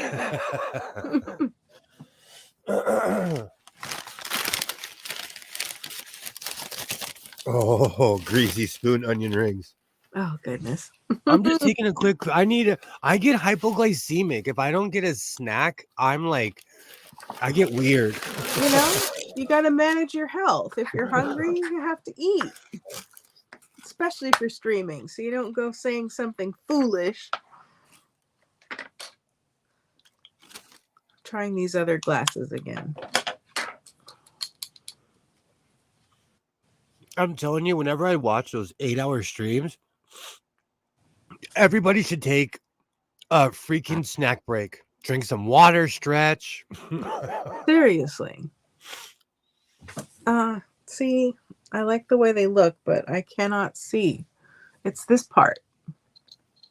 There's not enough there. You look like CEO of Sewing Industries with your glasses.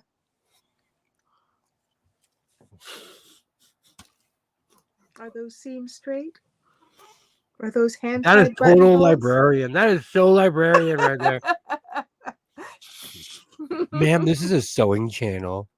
Ma'am. I like the librarian look.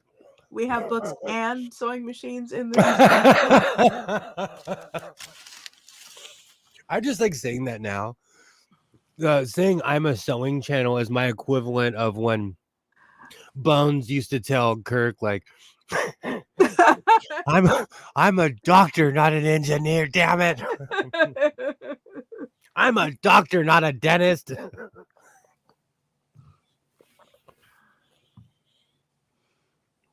These onion rings are way too good. I had onion rings this weekend. Why is it everything that's bad for you just tastes so good? There's like some irony behind it. It's onions. Onions are delicious. And then they go crunch, crunch on the outside. See, like chips do. Oh, man. This greasy spoon that I go to has been in my town my whole life. And they're so consistent. And Hans, this time of year, he hangs out with his mom. And last night, like a bachelor, I went to Carl's Jr. I spent $17 on a guacamole burger and zucchini, and a small drink. And I ate it, and I was still hungry like 2 hours later. When I eat my greasy spoon, I'm not hungry the whole day when I go to the greasy spoon. That is a ridiculous amount of money. But I think we pay higher prices in California because I saw this thing about Popeyes. And Phoenix was like, you went there and complained about it. I did. I saw this thing on Twitter that said that like Popeyes in California has lost its brains. I went in there. I ordered an 8-piece with a bunch of sides, and then I got coleslaw because I'm obsessed with it. I got coleslaw, and it came out to $38 without a drink. Oh no, it was like a 10-piece, but the whole point is it was everything Twitter said it was. When that exact same thing used to be like $9. This is my whole point. That's a lot. And so I go to the Greasy Spoon, or like I go to that one barbecue place I was telling you about, because I spend all that money. I might as well get quality food. True.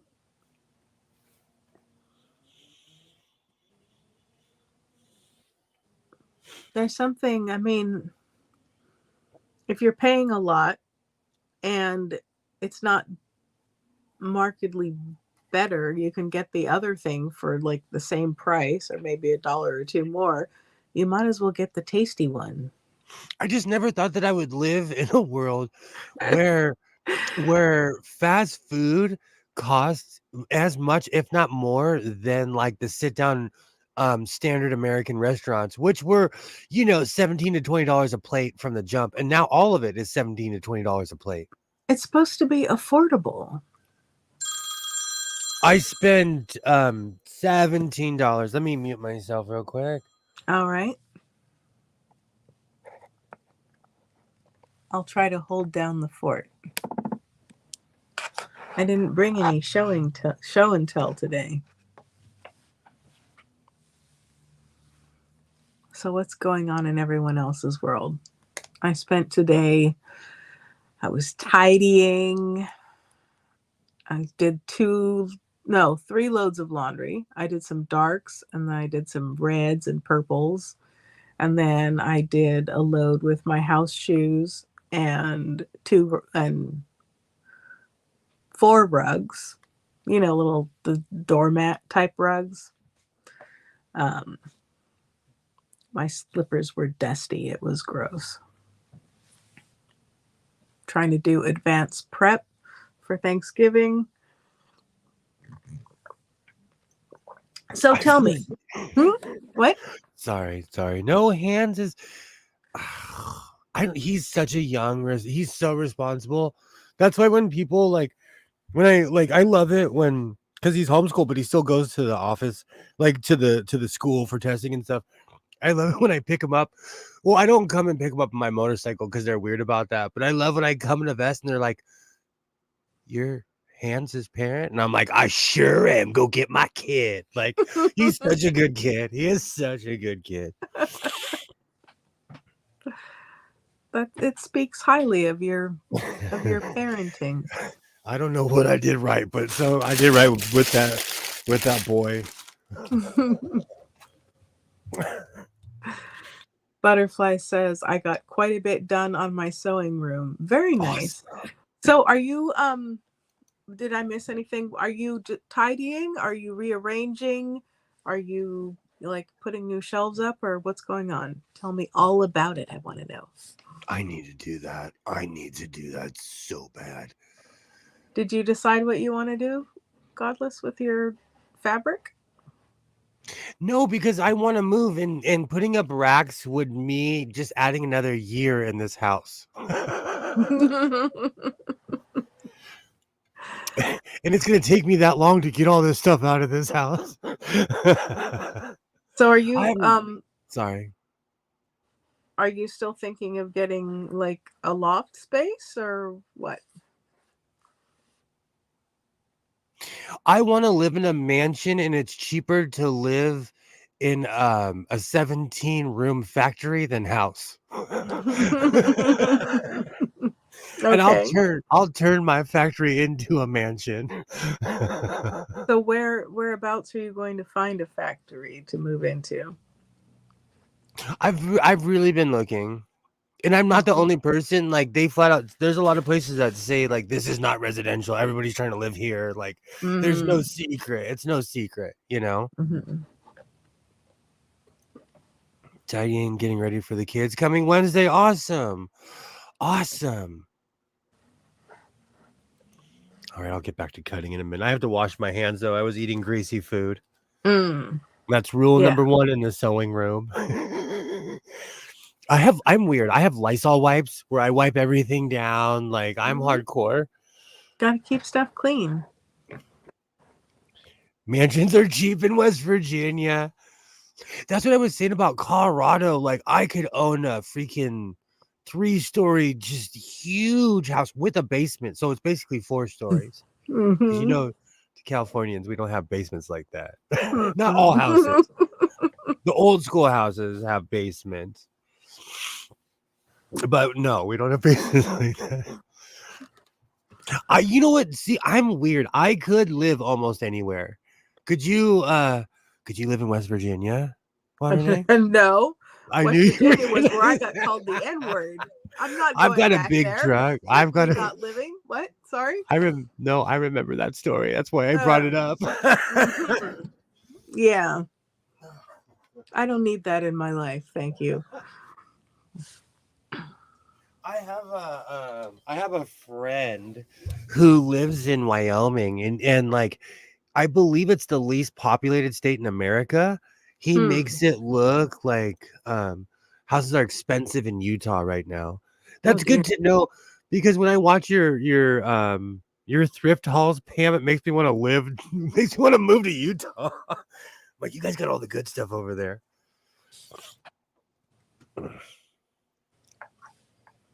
A lot of my neighbors are moving to Tennessee.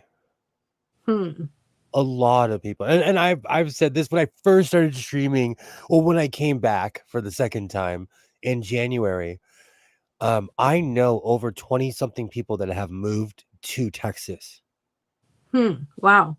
And that's 20 something with spouse and or child or animal or, you know, fill in the blank.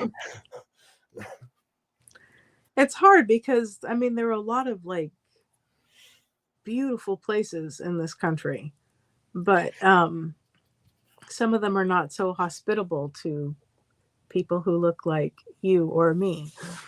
I agree. That's crazy. That's still a Florida, like Warren and I are looking at that price. We're like, We're what? like, wow, that's really Wait a great. minute. Let me lean in on that price.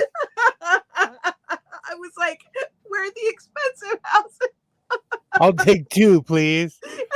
See, that's why people hate Californians. That's why people hate Californians because Oh, we pay Jetson prices to live here. Jetson. We're like in the clouds. it's truly ridiculous. Like the way that prices have gone up is I just want to move to Utah. oh. Oh, are you taking off, Pam? Have a Bye. great night, Pam. Thank you so much for stopping by. I don't know what part I don't know, but I'm still gonna move somewhere. Pam is gonna be at a Goodwill one day and look up and see me there. Surprise. I stick out though. Trust me, you will see me. Like, I truly stick out.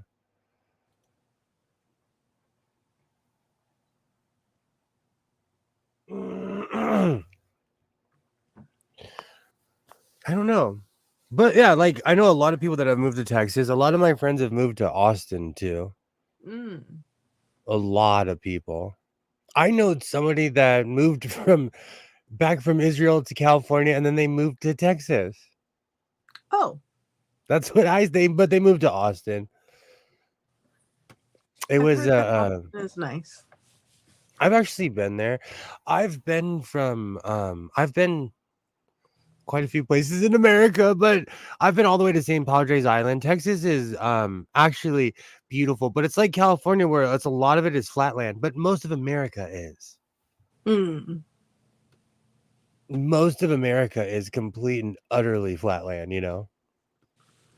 A friend of mine went to oh dang it. Yosemite? I don't know. One of the places with the massive sequoias.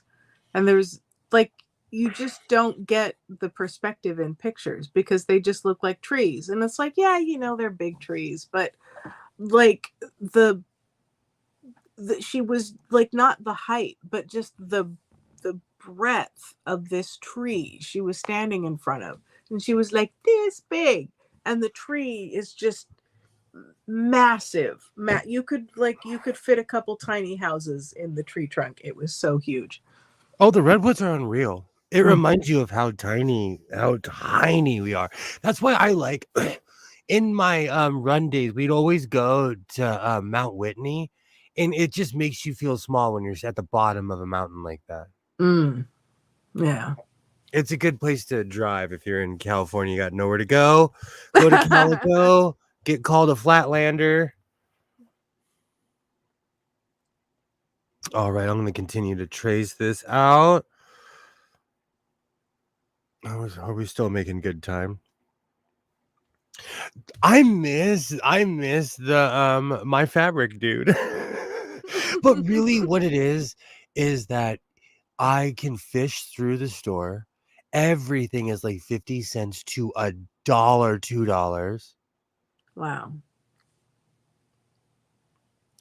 That is the house that Stinky Fabric built, though. So the Stinky Fabric does live in that shop. Just leave it there. And that place does not have air conditioning. Oh. So on a hot day, when you walk past the smelly fabric, you can smell it. That can't be healthy. Whoever said downtown LA was healthy. But it's really like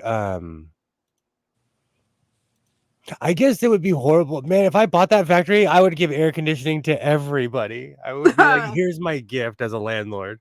You'd be the nice slumlord, the nice sweatshop. It'd be the non-sweatshop. That's what American Apparel promised. And it always how makes does that me work? They're still around, and it makes me laugh when I see their clothes like in other states, because that is a downtown LA business. Mm-hmm.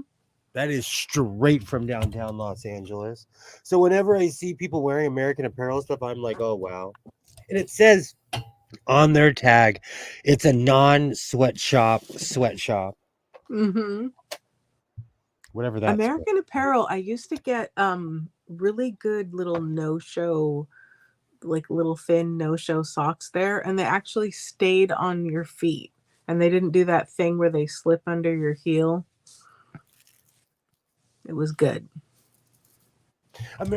I loved American Apparel, and like 20 something years ago, I really didn't have that much money, and there was a store in LA that was everything was $2. So I went crazy and bought a ton of American Apparel stuff. Everything was $2. How?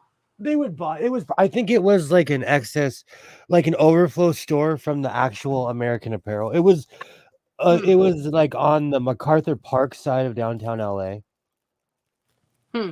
It was just a rando shop, and because I lived on that side, I walked by and I discovered it one day.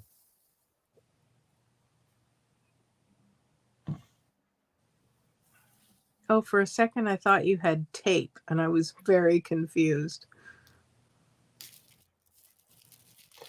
Is that the sound it's making?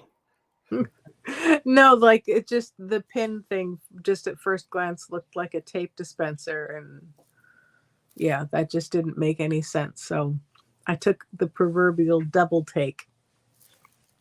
If I am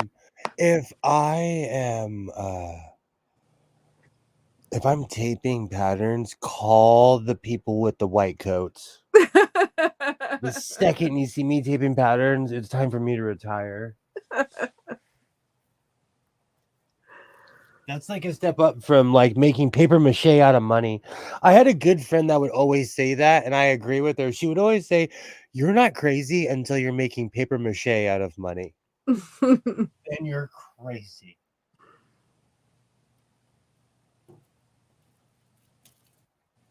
Which money would actually make really cool paper mache. Yeah, because it's not going to tear.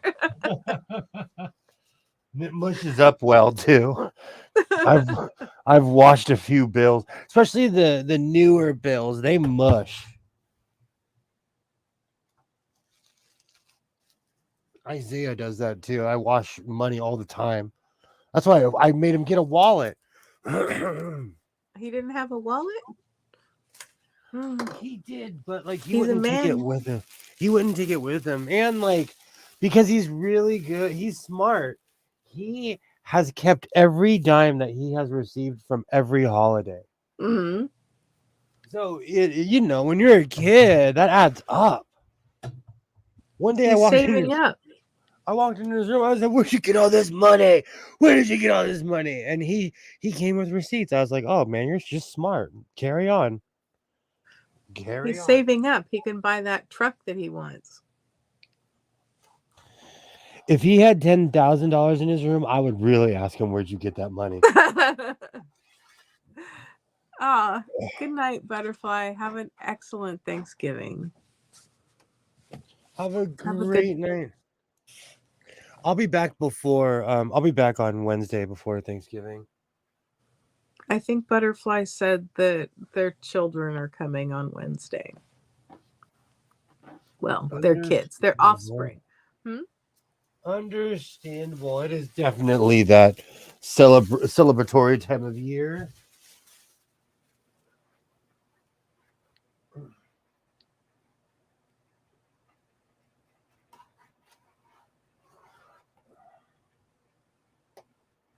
I have no children. My friend has 2 kids. That's enough kids for me.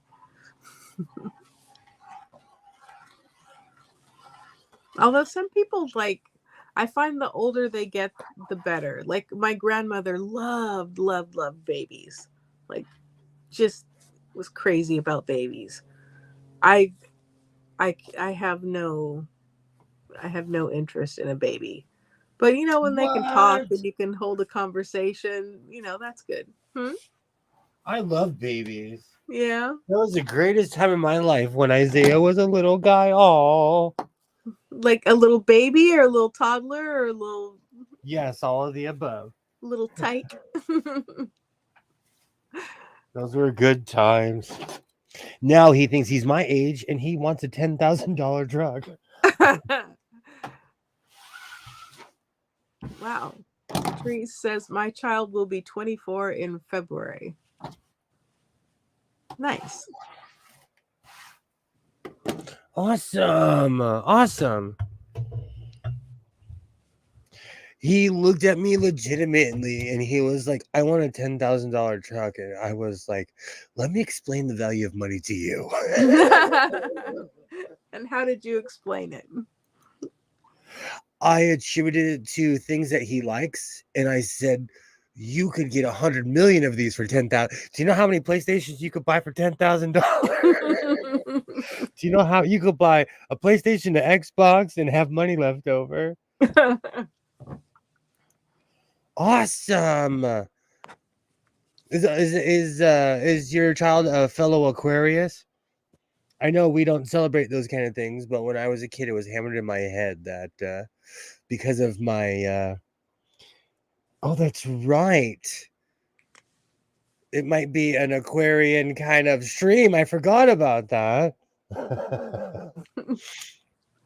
Now I have the Age of Aquarius stuck in my head. That's such a good song.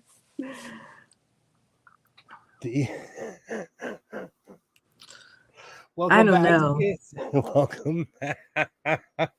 The eagle still looks angry, Skits. As somebody who has giant eyebrows, having no eyebrows or having giant eyebrows just makes you look angry. It doesn't mean that you are. The bird has resting bird face. Well, at least it's not looking this way. I'm going to put that thing on in a minute. I do not realize. I don't know why people anthropomorphize things. I guess it's because my dad was like out in outer space. I grew up around mannequins and stuff. And so I just look at them like plastic. Mannequins are creepy. Is it because of that Doctor Who episode? I was just thinking of that. They're out to get us. They want to make it plastic versions of us and take over the world. That will make you not sleep at night. That was a good episode. That was a good comeback for Doctor Who. The trash can that ate that guy. Mickey that ate Mickey. You know what? It's so sad. He in the show he was known as Mickey the Idiot, and people scream that at him in public. Oh no. Oh yes, he brings it up all the time because he's famous in the UK. So I watch interviews with him, and he brings because he was in Star Trek. And like he said, he was sitting in the theater watching the movie, and because he was in one of the remakes, and somebody in the UK stood up and was like, "It's Mickey the Idiot," when he was in the theater. What did he play in Star Trek? He was in the remake of the the remake where they had Khan in with the Chris Pine movies. Mm-hmm. He played a human that was basically being extorted. Oh, okay. See, if you go back and watch it now, you'd be like, "Oh my gosh, it is the guy from Doctor Who." I probably knew that at the time, but he's an accomplished actor, but he's so typecasted. People call him Mickey the Idiot. I feel sorry for people like that. Like, even if you want to get really into television history, like the old school, like Amos and Andy, the actor who played Amos was actually a poet laureate. Like, he spoke so well, but he made money acting like a buffoon, you know? Well, I mean, that's one of the things that they talk about at, like the Oscars and things a lot, that comedy gets overlooked. And comedy is difficult. Like, it is. Doing it well and timing, you have to be pretty intelligent, oftentimes, to pull off comedy. Quick on your feet, your mental feet. It's timing as well. Mm-hmm. It's one of the oldest jokes on earth. When someone's like, "I want to learn comedy," and then you do something cruel to them to teach them about timing. Oh. Kilroy says, the only thing you can't fake is funny. Isn't that real? Isn't that real?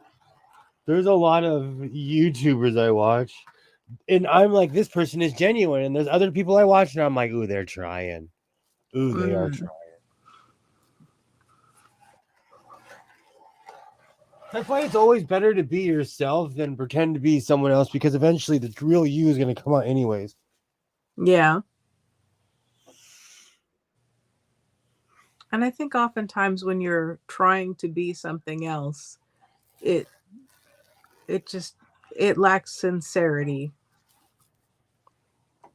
I mean, some people can pull it off. They can have like two completely different personas. But I think a lot of people struggle when they try to be something that's too far from what they are.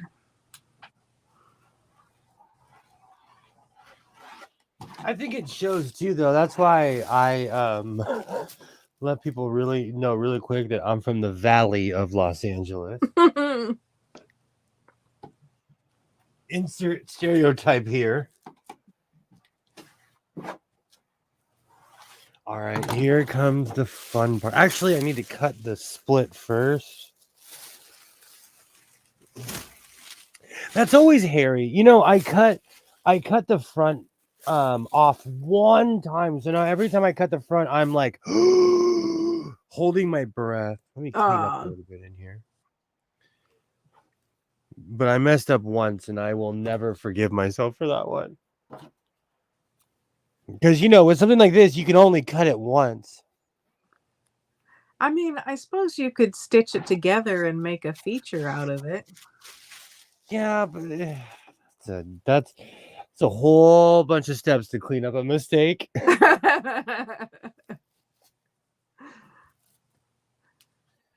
Tree says Ted Bundy had two personas. Ted Bundy gives me the heebie-jeebies. Which one was that? Was he the guy who lived in Chicago? Was he the clown? No, Ted Bundy was the kind of like suave fella who was like creepily charming and would lure people into his van and then like eat them. Someone I've known my entire life lived 2 doors down from the clown guy in Chicago when she was growing up.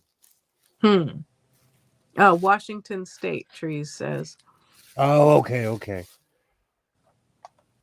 I can't remember what she always tells people the story too. No, she's a real cowgirl. She works at I've known her my whole life. She works at the ranch.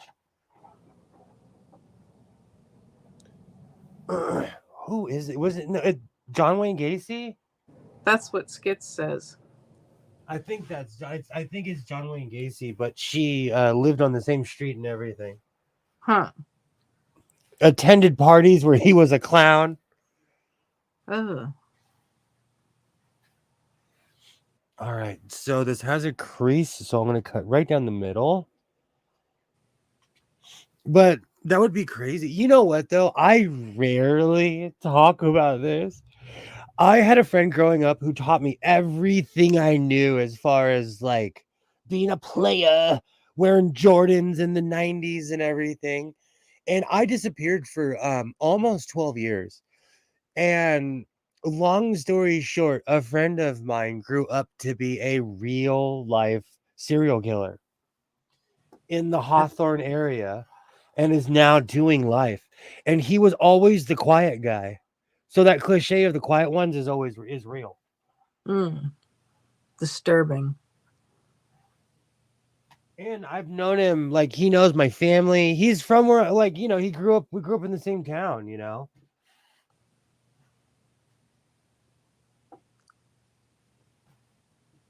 But you never know. I think you need a new. What's that? I think you need a new blade. That one's giving you grief. I've been reluctant on replacing it. I do need a new one. That lets me know that you're watching. Yeah, that story about your friend is disturbing. I almost said his real name, but I don't want to because it's so weird to me. He was like the quietest human on Gacy is the clown. VW driver. You know what's funny? My friend had a bug. I actually bought one because he had one. We had our little mini car club. Isn't that 90s? Cute. Do they still have car clubs? Am I aging myself? I don't know. They have online forums for different car models. Oh, what was that car? It was a Ford Escort. My brother was in a car club with a Ford Escort, and he had a black one, and he called it the Dark Knight, like Batman. We went to the Slauson swap meet. That was my first introduction with bootleg toys because I was from the suburbs. I'd never seen bootleg toys before. I went crazy. I bought a bunch of Terrafins because they were like the wannabe, Teenage Mutant Ninja Terrafins because all the titles were off. Oh. I went crazy buying bootleg stuff. Oh.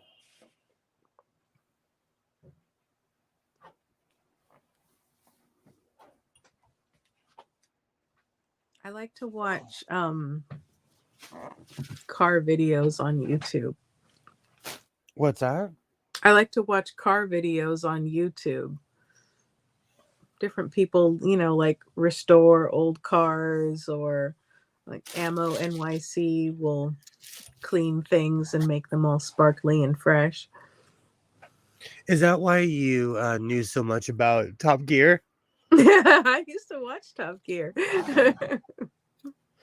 It was a great show until it wasn't anymore. What's his face just went blotto. But you know what? Fame will do that. Eventually, you're going to upset somebody and say something that everyone's going to hate you for.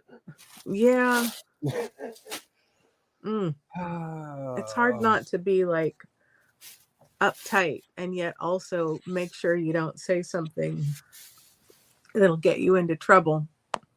You don't even know anymore, though. Like, I try not This to is offend. true.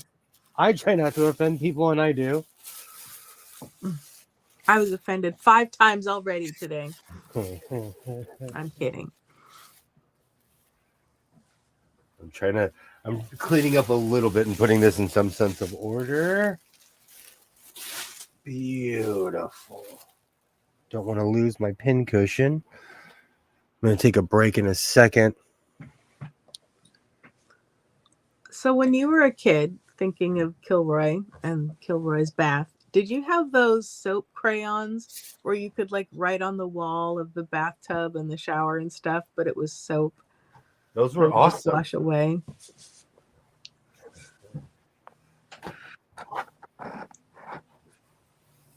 A quarter of the people who watched Top Gear watched it for the cars. The other 3/4 watched it for the chemistry between those 3 idiots. Very true. That's exactly what happened, is that they just got, like I said the other day, James May is still okay in my book, but what's his face just went crazy. Mm. Like, it's okay, like when you let your real opinions known, people will not like you. Ugh. I remember the episode, because they would have people race around the track in the reasonably priced car, and then they had they would keep the scores, and they had he was like the youngest Formula One driver, I think, something like that. Anyway, so he drove the reasonably priced car, and everyone else, you see them all panicking and stuff, and he's there banging on the steering wheel, go faster, go faster. And he was like the fastest one around the track, even including the other Formula One drivers, if I remember correctly. But I loved that when they would put people who didn't know how to drive in those cars as well. oh, It's weird to me, like, now that I think about it, my grandmother didn't know how to drive. what? I still like all 3 of them. The famous, because I asked one day, why doesn't grandma drive? And the famous story was, go walk out in front of the house. You go walk out in front of the house. Every house had 2 light poles in front of it, except for my grandmother's, because she took a pole out and they never put it back up. Oh no. And it all happened before I was born, but she was just one of those people. And there's a famous story, like, my mom looked at me one day, she's like, my mom drove all the way to Pomona and back, and I don't know how she did it without causing a major accident. Oh no. My mom didn't know how to pump gas when my dad passed away. She hadn't pumped gas in over 40 something years. Huh. My dad did it every time, or somebody else did it for her every time. Oh. Wow. She hadn't been alone in 40 something years. Wow. One day she called me and she's like, I need you to show me something. Don't shame me. And we pulled to the gas station. I looked at her. I was like, you don't know how to pump gas, do you? And she was like, do not shame me.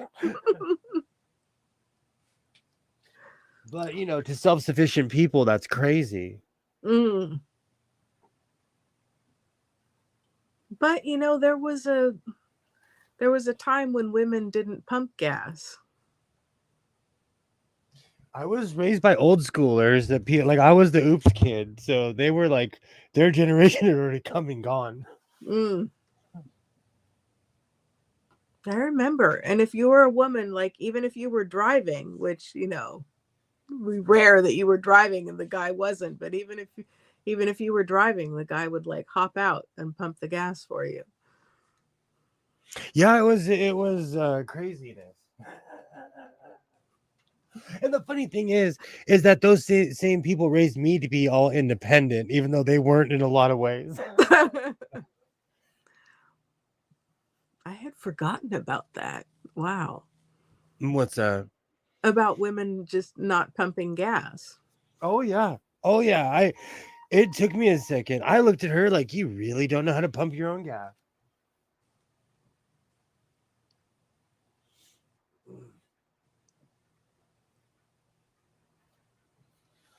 Which part is this that you're pinning on now? These are the front panels. I have to remember which color is which. And which way they're pointing in the first place. Maybe you should put some chalk or a pin or something on. No, they're two different colors. One is more mustardy and the other one is more Crayola yellow. Ah. It's just with the lighting here, it just looks like it's yellow on yellow. Mm. Oh man. Or maybe one of them is orange. All right, let's have a talk real quick.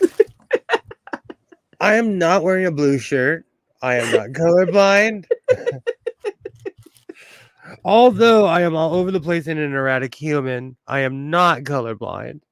I am highly aware of what color these are. And that other jacket is red. I don't care what anyone says. That jacket is red. Orange, get out of here.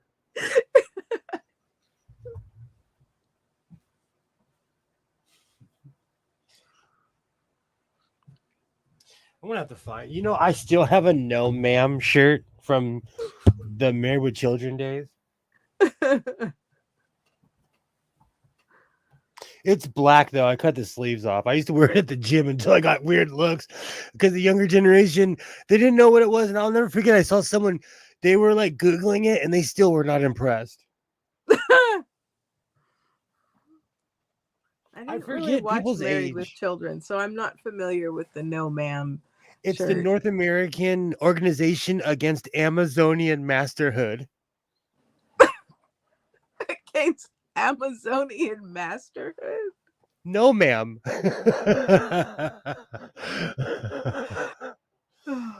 Because Peg the character, and Katie Seagal is tall in real life.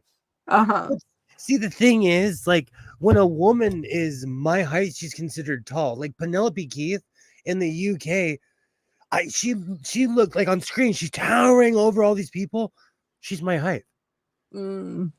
I like one day I was sitting here watching No Job for a Lady, and I was like, I finally did some Google foo. She's 5'9". Huh. But she looks like she's towering over everybody on screen, I remember there was that gymnast back in the day from like, oh dang, where was she from? Belarus or something, maybe? I don't know. Whatever, matters not. But she was like so much taller than the other gymnasts, and I'm like, wow, that's really unusual for an Olympic gymnast to be that tall. She's all tall and lanky. Turns out she was 5'4". That's what I'm saying.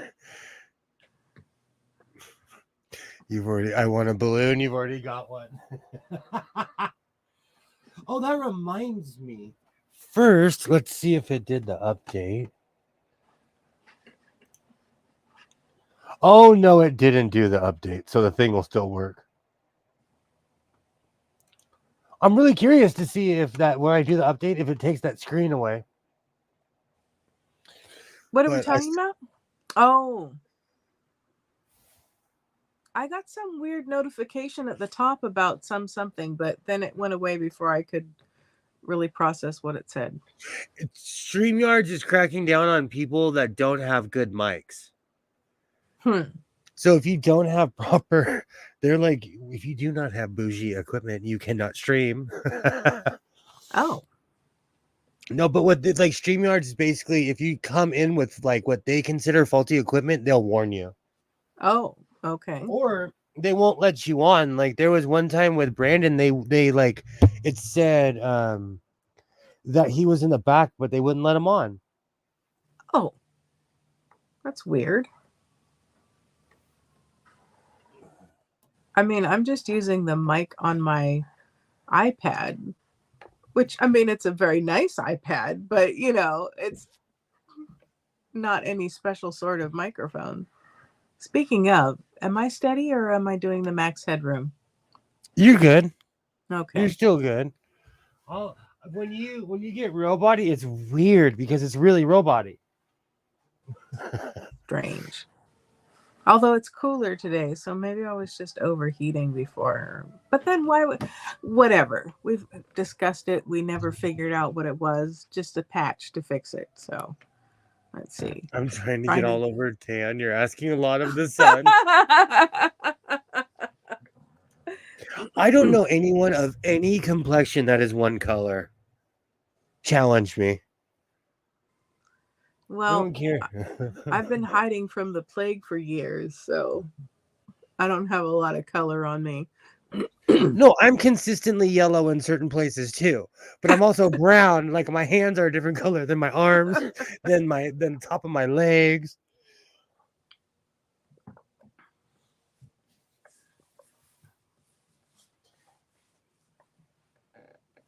My feet are such a different color. I'm like, oh, you guys live here?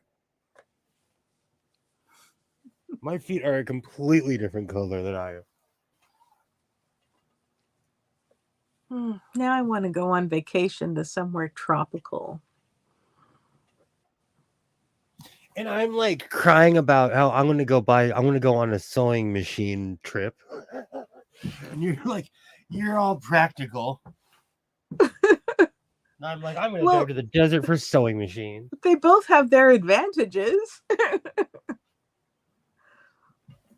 One is not necessarily better than the other. They serve different purposes. I'm gonna take a quick break. Give me one quick second.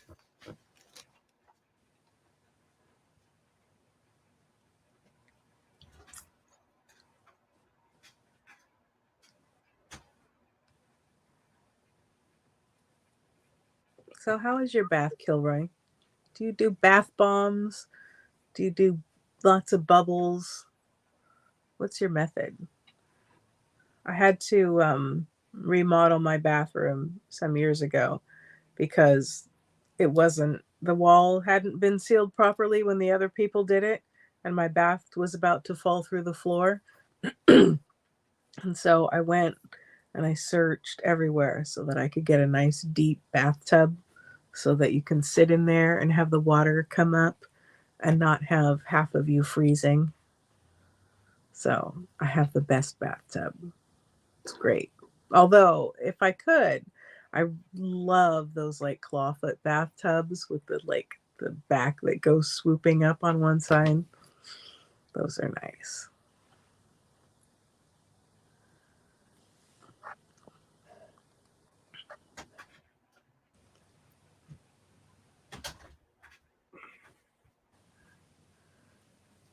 You do Epsom salts. They're for aches and pains. If I don't take one almost every night, I get sore and crampy. Do you do a couple things come to mind? Do you do potassium? That helps with muscle cramps. And then I take a joint supplement called Ostenol, and that is amazing. Keeps me from getting achy knees. Oh, Joy, if you lived any closer, I would give you one. I have a huge one sitting at the side of my shop. One of the clawfoot ones? No, it's an oversized tub because I make because I do construction for people with special needs. Everything is bigger. And we had a tub that wasn't up to specs, and it's for anybody else it would be just a giant tub, but it was just off as far as for special needs. So it just sits at the shop and collects dust. Because it was special, it was made for a special size to be bigger, but it wasn't properly made. Yeah. That's a problem when you order special parts. When my mom bought her house and she was remodeling the bath and everything, she left the existing bathtub in, but it's really, really long. And my mom is like 5'2".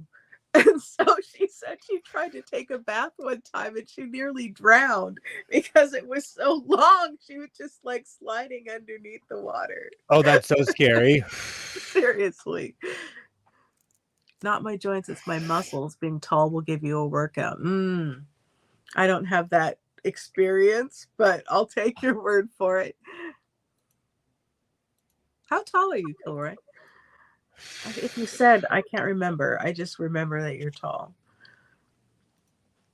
Oh. Harrison Hot Springs. I've been to a few in New Mexico.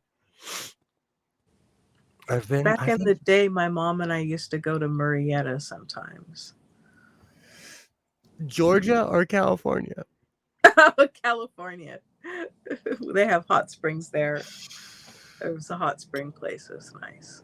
But say I've been to Marietta, Georgia. They don't have hot springs, but they have really cool nightclubs. A whole different kind of hot spring. 6'5". Wow. I have a nephew who's 6'8", and he plays for Cal. He's on the football team. My mom and I had a friend. He was actually my ex-boyfriend's stepdad, and he was doing some work at my mom's house. And whenever we couldn't find something, we knew to just like look up on top of the refrigerator. Well, we couldn't see on top of the refrigerator, but we would feel up there and we would find the things that he'd put, because that was just an inconvenient height for him. And he was like 6'5", 6'4". He was really tall. Wow. Do you know what's so funny? That there's a couple YouTubers I watch, and spatial perception is real because like people were asking him, they're like, oh, San Francisco is so unsafe. And he's like, although I am a flaming human, I am a 6'7" black man. People don't even look in my direction. Oh my goodness. How tall he was, because on screen he looks like he doesn't look big at all all. Because he's just talking about Bravo shows. You know, he's talking about Housewives and all these shows. But like when he said how tall he was, I was like, oh wow. A while ago, there was someone I used to stream with. We were all saying our height, and there is no stigma here, but he said he was 5'2", and everyone like was like, what? Because he looked like he was 6'2". You cut off. He said what? Oh, my beautiful internet. He looked like he said he was 5'2", and he looked like he was 6'2" on screen. Oh wow. But he would sit really close up to his computer.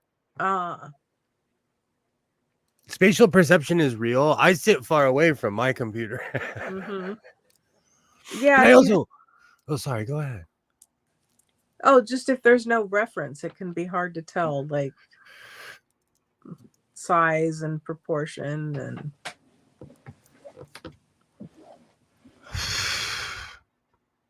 at 6'5", Kilroy, have you ever been like in a Porsche or a Mazda Miata?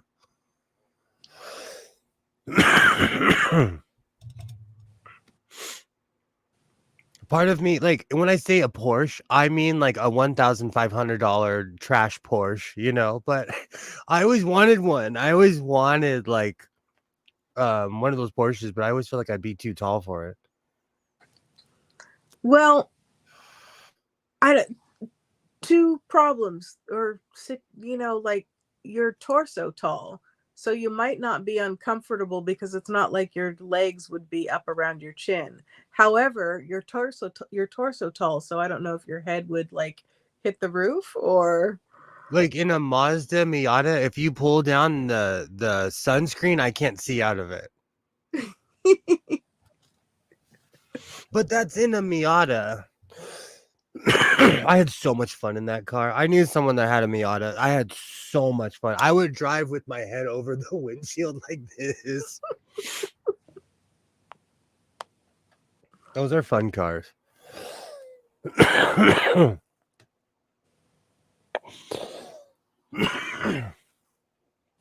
I also knew someone that used to buy and sell cars, so I had access to all these weird cars. I've only seen a Porsche in traffic. Never got in one. Last time I saw a Miata was about 8 years ago. Didn't get in it either. You know what? My mom was always a larger person, and a while ago, she got a rental car, and they pulled up with a Ford Aspire. And she looked at them and she's like, "You're kidding, right?" She's like, "You got a can opener? Because I'm not getting in that thing." She still talks about that. She's like, "I was so insulted they gave me that tiny car." That tiny car. What are they thinking? My mom was in Texas for a conference, and the only thing they had was this like massive, I think it was a Ford truck with like not just the extended cab, it was the kind that had like two full-size doors and a full-size truck bed. And like my mom's tiny. She's like 5'2", 115 pounds. You know, she's this little tiny lady. She said she could barely get in that thing. It was so high up. Oh, that's so funny. It's weird, but I live in a town of giant trucks, and most people who drive trucks around here are women. Hmm. I look every truck because I'm eye to eye with them in my truck. Every truck, I'm looking to see if it's a man or a woman. And in my town, it's mainly women who drive big trucks. Hmm. Even my neighbor, that I don't necessarily get along with, my cop neighbor, his wife's a school teacher. He drives like a practical, like a something you got to plug into the wall.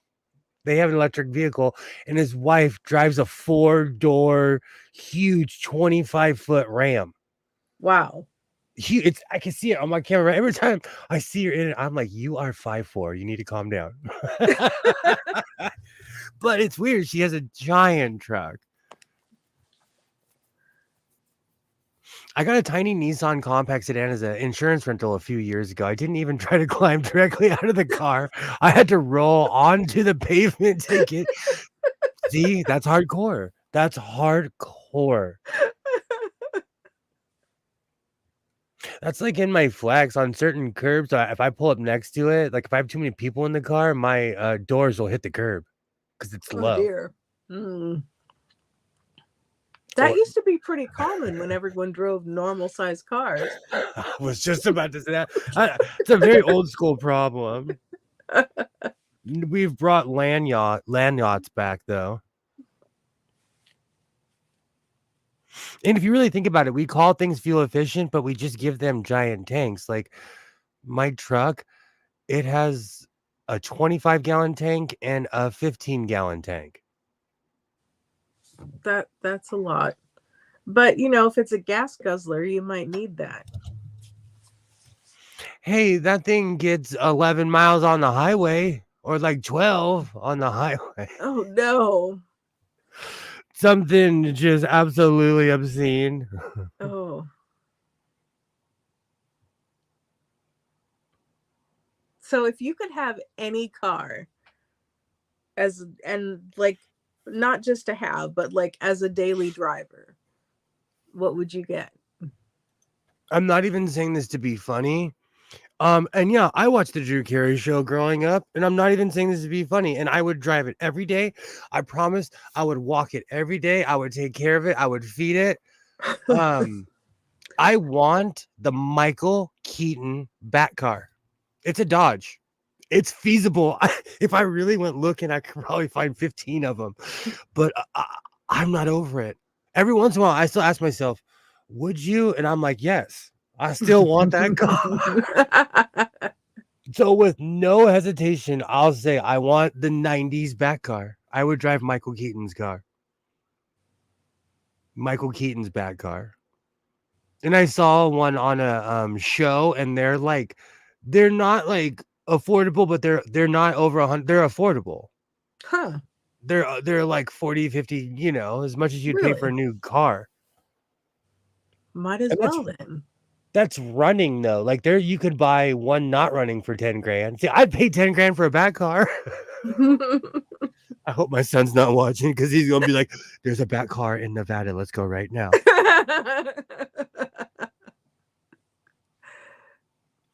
What would be your dream car? Probably something vintage. I just like the look of them. when I move to a city, I'm gonna get a little Honda Metropolitan scooter and use it as a daily driver. And you don't need a motorbike license. Whoa! Alexa, Huh. do you need a motorcycle license to operate a scooter in the state of California? In the state of California, there is no motorcycle license required to operate a scooter. A driver's license is sufficient, and a learner's permit can be obtained at 15 years and 6 months old. Do not let my son see that. I don't understand. I never knew that because I never owned a scooter. I always you have to get a motorcycle license. The cops will put you in jail if you don't have one. I don't. You do not. I'm gonna go buy one of those Honda ones. There's a Honda scooter that looks like a chopper. I kind of want it. You should get one. They're just as unsafe as a motorcycle. I mean, I know how I feel about motorcycles, but that's not going to stop you from driving motorcycles. So I've actually really. Hmm? Oh, sorry. Go ahead. If you're going to drive one anyway. I've actually really calmed down in my older age. You know, I drive my car more than anything else. And I'm going to say some real stuff. That the Sons of Anarchy sold more motorcycles than any show or movie ever in the history of ever. And so a lot of people started buying motorcycles when that show came out. Mm-hmm. I drive my car. Well, you know, I'm a parent now. It's different. When I didn't have a kid, I could be on my bike every day. Didn't even have to think about it. But as a parent, like, you know, and my kid's my size, he doesn't want to be on the back of a bike. He wants one himself.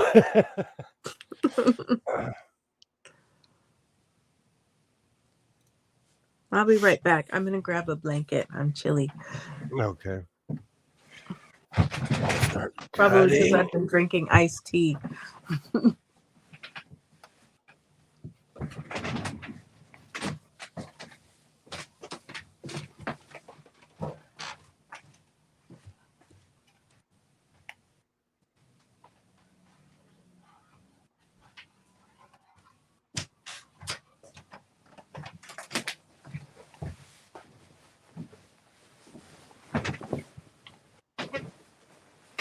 Beautiful.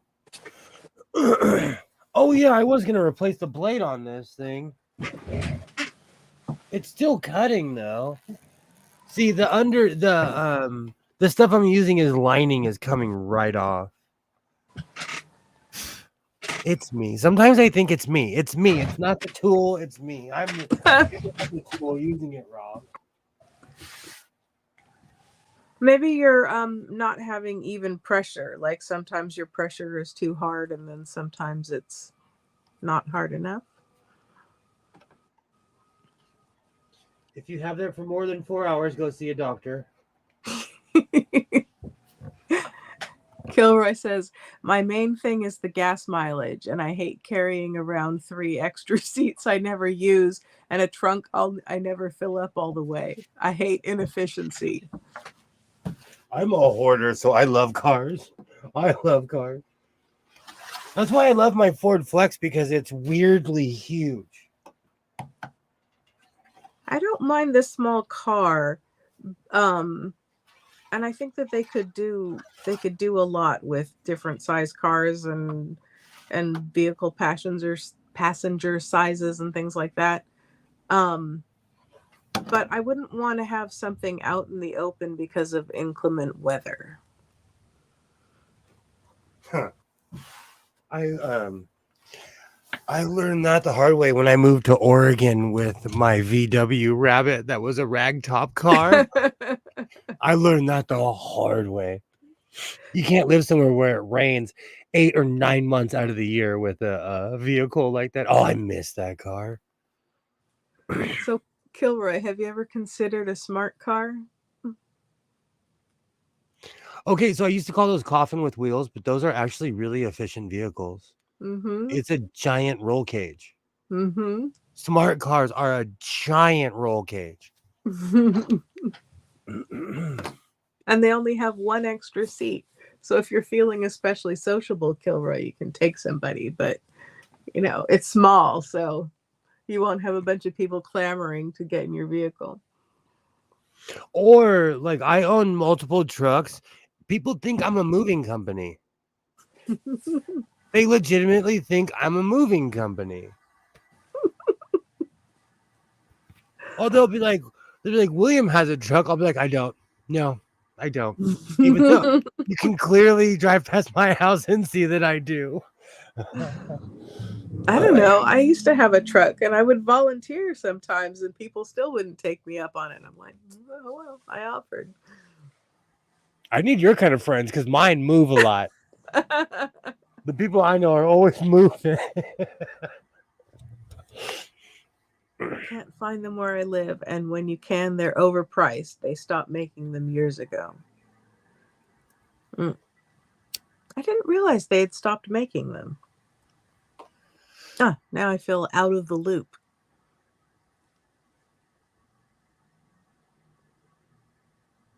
Now I kind of want to buy a scooter, but they have electric Harleys now. The company was bought out, and so they have all kinds of options.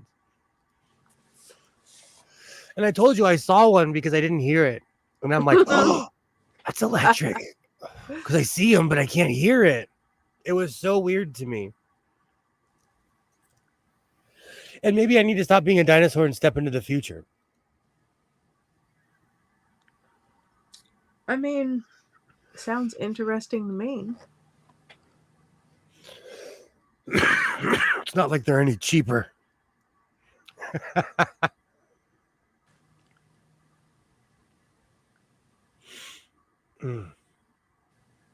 Maybe I need to embrace the vacation that I'm on. In what way? I make 3 to 4 items a week. Mm-hmm.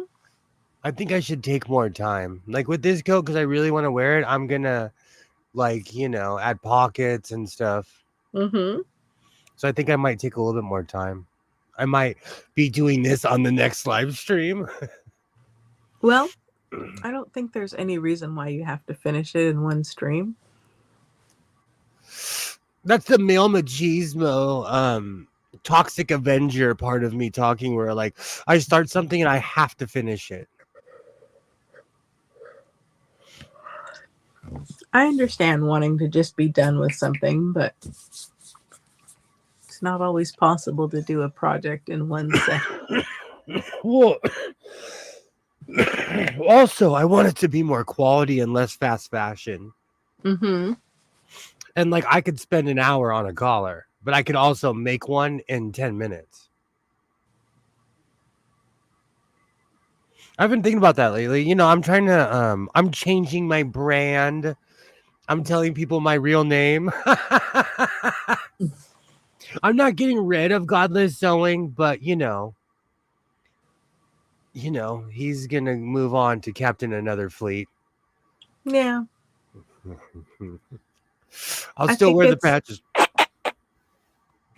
Go ahead. I think it's a good choice for what you said you're looking for from the channel.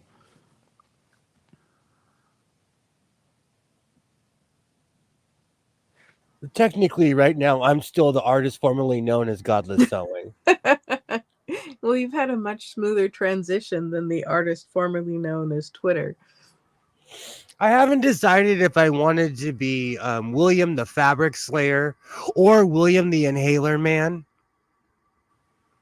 instead of Popeye the Sailor Man. Is there a third option? William the Unconquerable.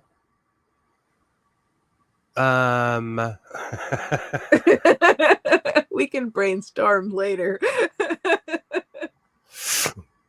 William the Great.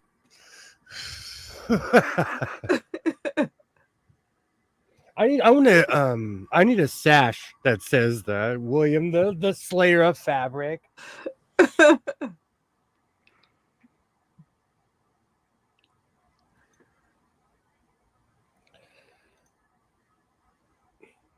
Mr.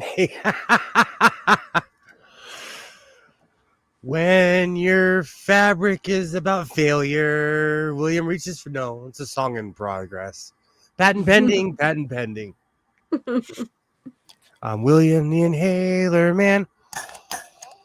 Oh no.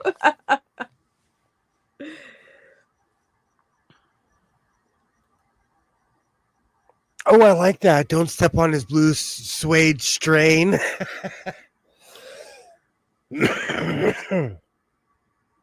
I also and you know what? I'm also accomplishing what I set out to. Like, I'm adding a ton of color to my life. And I still do wear black every day, but you know, I'm branching out. I wore my Jim Brown jersey yesterday. I broke my rule of not wearing something the same color as you.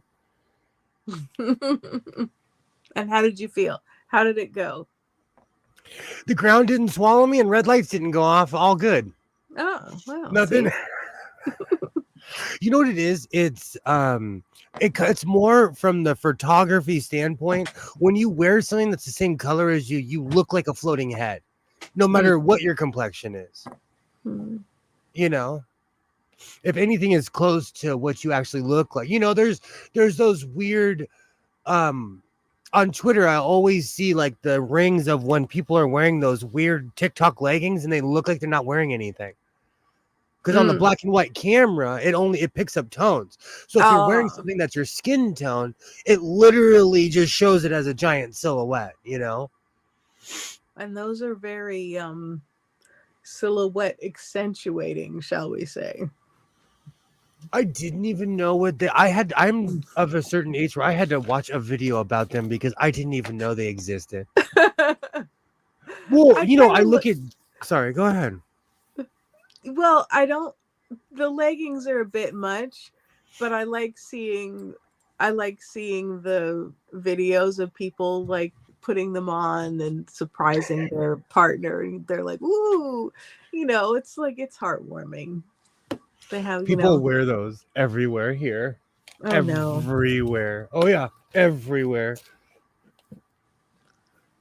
And I pointed out to my son the thing about people at the gym parking lot.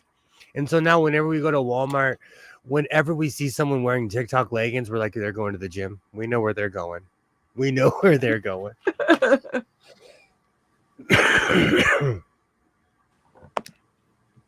Oh, I made a mess tonight. Pulled out my roping knife. I made a complete mess. Oh, I missed your roping knife. I don't want to flash it too much because I don't know. YouTube is a mess with their guidelines nowadays.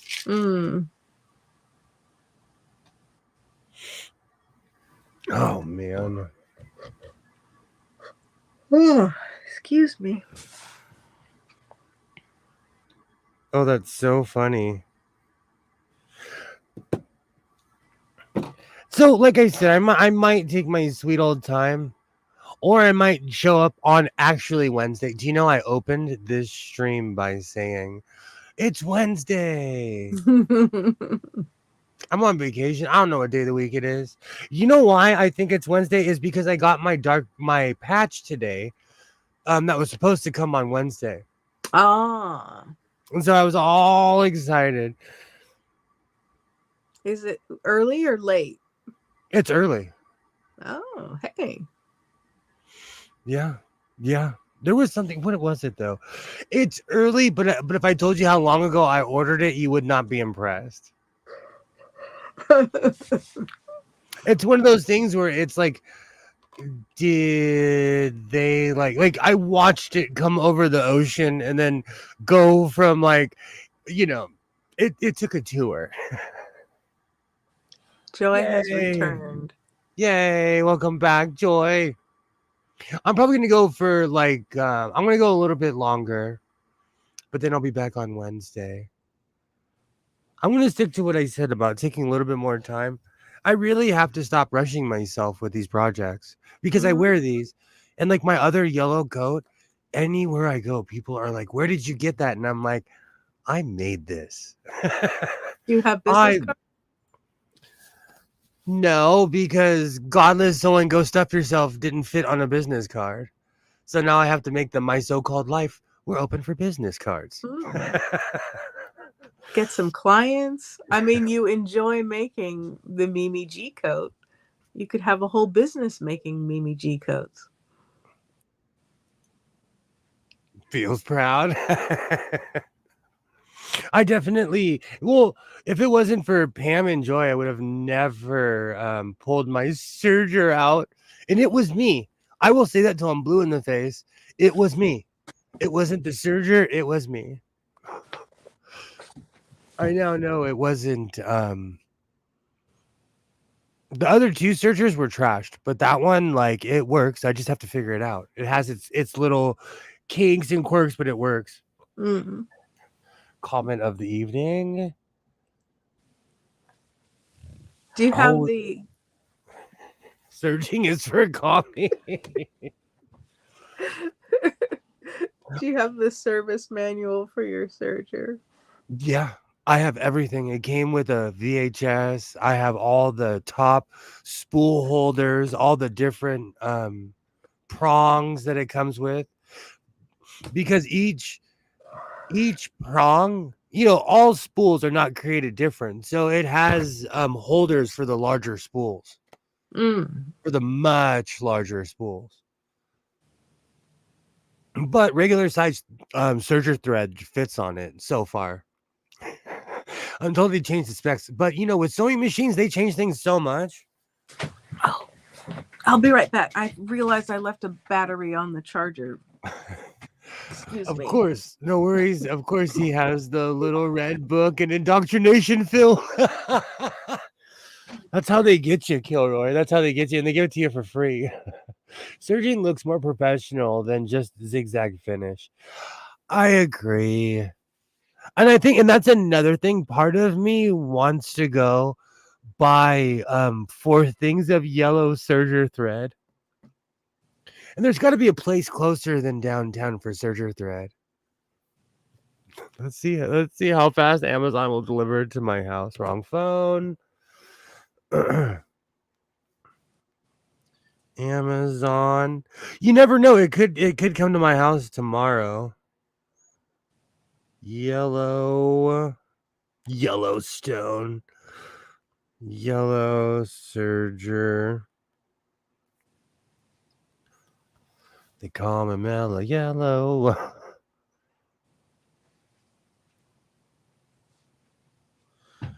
Eight spool. Is that yellow? Oh, here we go. Here we go.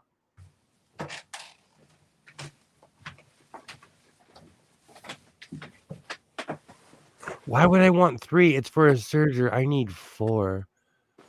Is that yellow? Looks yellow to me. All right, let's add it to cart. It'll be here tomorrow.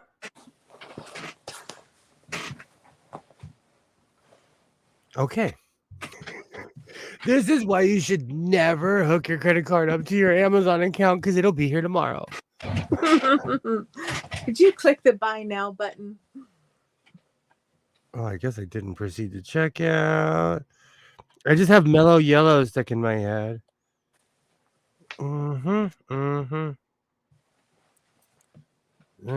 Tomorrow's the 21st, right? Bam. Yeah, I have mixed feelings about serged finishes. It does look more professional than just a zigzag, but it's still not a finish that I like. I zigzag everything, and I agree with what Joy said. said. Don't leave it there. We had a fire from a flashbulb battery exploding. It was very quick to ignite. Thankfully, I was awake at 2 a.m. Oh my goodness. Well, I had removed the battery earlier, but I had left a little light from my camera on, so I unplugged that. Cool. I just got the confirmation email of you're spending money again. Let's make sure. Okay. Watch. it's gonna say it's gonna come tomorrow, then it's gonna say like, no, I can't. I'm not gonna be negative about it.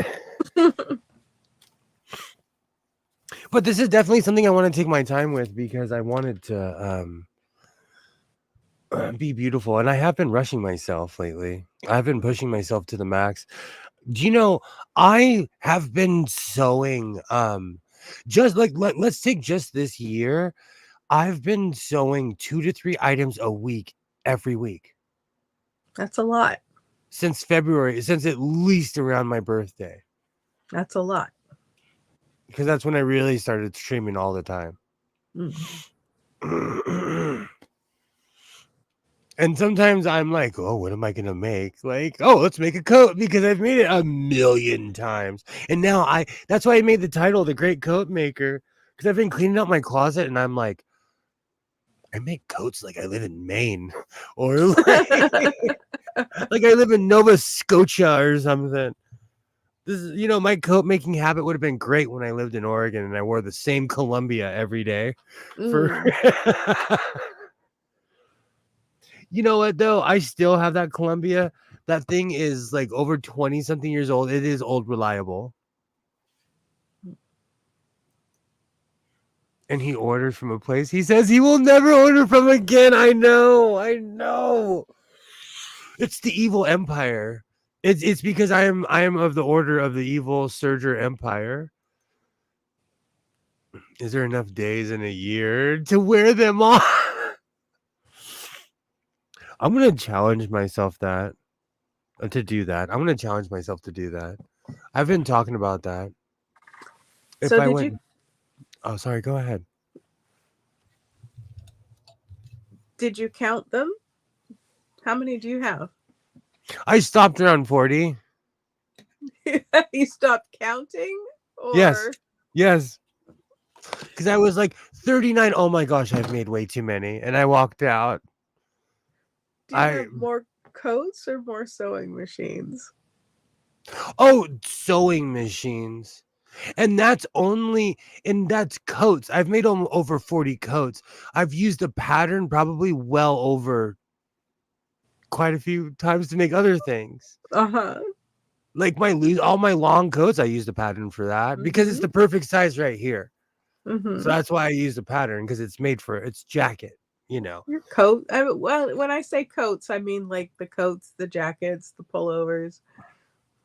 Those are in the 40s, but everything that's like, see, a duster, trench, I consider that all the same thing. But like, there's other things I've made using that pattern. Like, I made this weird out of a blanket. I'm still so proud of that stupid thing. I made this sleeveless flannel thing. I used that. I'm gonna wear that this year.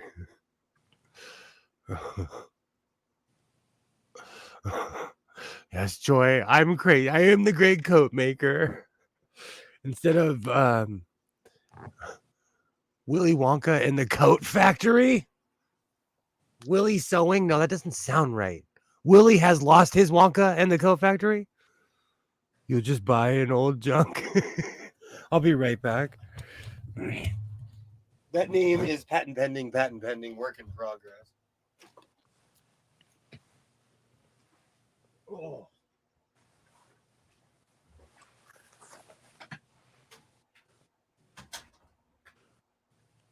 So is there a pattern that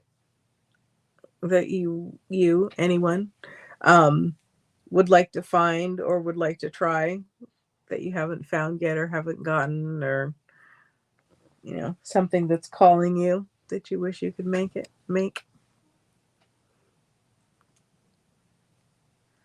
I have a friend who wants to start making bags, and she was looking at Sailrite waxed cotton duck, and she's like, well, I could get plain and dye it myself and then wax it myself, and then I could offer a lot of different colors. And I'm like, ooh, that's a lot of time though. But she was looking for a like big tote bag pattern that she liked. So I have one from a bag making class that I did, I offered to loan her the pattern so she could see how involved it was and if it was something she wanted to do.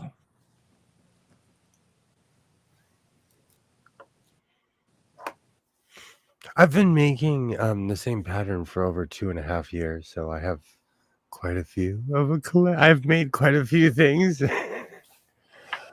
I know you didn't have time to go and count them. You weren't gone long enough.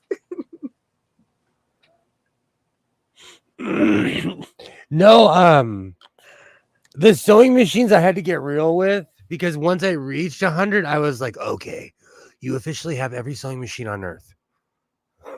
You need to stop, and I haven't. Hey, Seraphim, how's it going? Hello. I always say I'm not going to go full Elvis, but here we are in the back room singing gospel. I always say, no hiding place. And I got that show from a sci-fi show from Babylon 5, one of the greatest shows ever made. Yay. Oh, I'm so sorry that you're doing terrible. It's been that kind of, I didn't have the best day, so I soaked my sorrows in pancakes and onion rings. I went straight to the greasy spoon and was like, solve my problems, nitrates. Solve my problems, please. I'm so sorry that you're not having a good day. I'll be here for a little bit longer to entertain you. I'm in my Mr. Kool-Aid red face. Let's be real. No, I'm going to be 100%. Like, I dress in a very specific way, and I did not wear blue because no one around me does. And that's just, I'm not a follower like that. So I'll just wear red. It's not a big deal. Yes, I am. Yesterday and so far today was, I'm so sorry. Absolutely. Absolutely, Joy.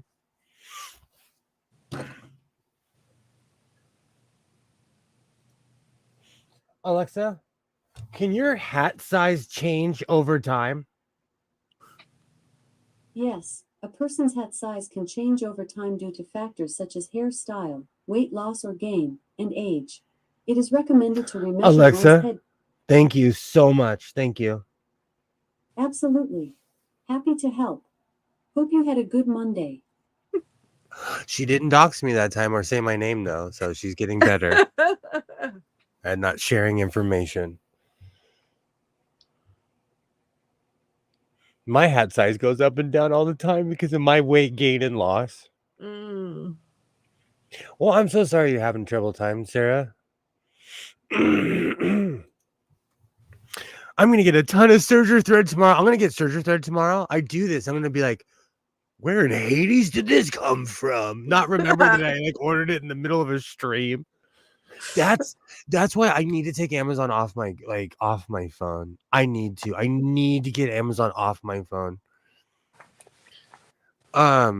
I ordered I told you I got bored because I watch Paris is Burning obsessively on YouTube.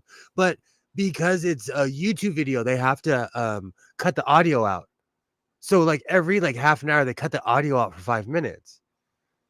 So one day I'm sitting here and I'm like, I've watched this 1,000 times and I'm not a lip reader. Well, I am. So I ordered it on Amazon. The next day I get my mail. I'm like, what is this DVD doing in my mailbox? My name is somewhat similar to the sound of my Alexa. Only heard Alexa. I ask my A word a ton of questions. It's the modern lazy human thing. And even with sewing supplies, it's so sad. Back in the day, I would have had to drive around Los Angeles looking for serger thread. And tomorrow I'm just going to pick it up in my PJs. I mean, was it better when you had to go hunting it down? Yeah, but now I'm Punxsutawney Phil. I poke my head out and I'm like, okay, and I grab my package and then run in my house. My door is so long that I have to bring my whole body out and go around my door to go to my mailbox because I have a security door. You could leave yourself. Go ahead. You Sorry. could leave yourself a little note on the door that says, "You ordered serger thread from Amazon on the stream last night," so that you don't freak out when you're like, "Wait, where's this package?" I will tell you, the first time she told me the hockey scores, I jumped because I forgot that I programmed her to do that. And I sat down and it was like, "Good morning," and it made me feel like all Charlie's Angels. And then I was like, "Why are you telling me the hockey scores?" And I'm like, "Oh yeah, because I told you to." I asked my a lot of stuff. Not sure if she uses my name. Mine doesn't. It's weird. And it says the town I'm in too. It's so weird to me. And where I live, it's a conglomerate of small towns that make a city, and it says the town I'm in, not even the city, the town, which is way too specific.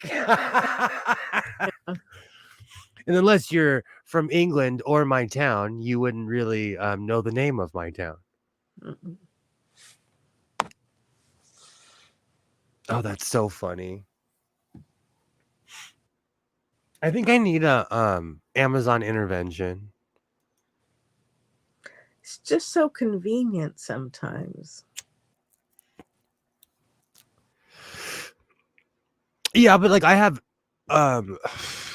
every metal patch, like even the obscure bands that no one's ever heard of, I can order their stuff now. Back in the day, you'd have to like go to Norway to get half of the stuff I have. Mm.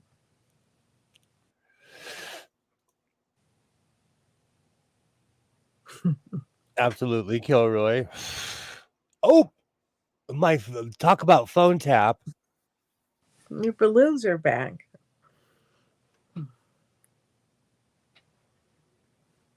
Nothing. See, it works when it wants to. I still have. Oh, sorry. Go ahead.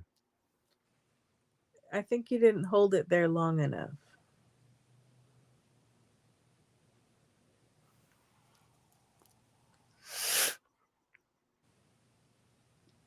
I still don't know why that popped up. I don't care if people tell me that's Apple. I still don't know why this popped up. Yay, my house of sewing. Oh, that's I hilarious. upgraded the OS on my iPad and it changed the way my camera is. It looks like I'm way back from the camera, but I don't even have to fully extend my arm to touch the that's funny. iPad. Isn't that weird? It And does which look makes my arms look freakishly large compared to the rest of me. It looks like you're sitting at Bruce Wayne's table. Like that scene in the first Batman when he has that 20-foot long table and they're like, "Is the soup good?"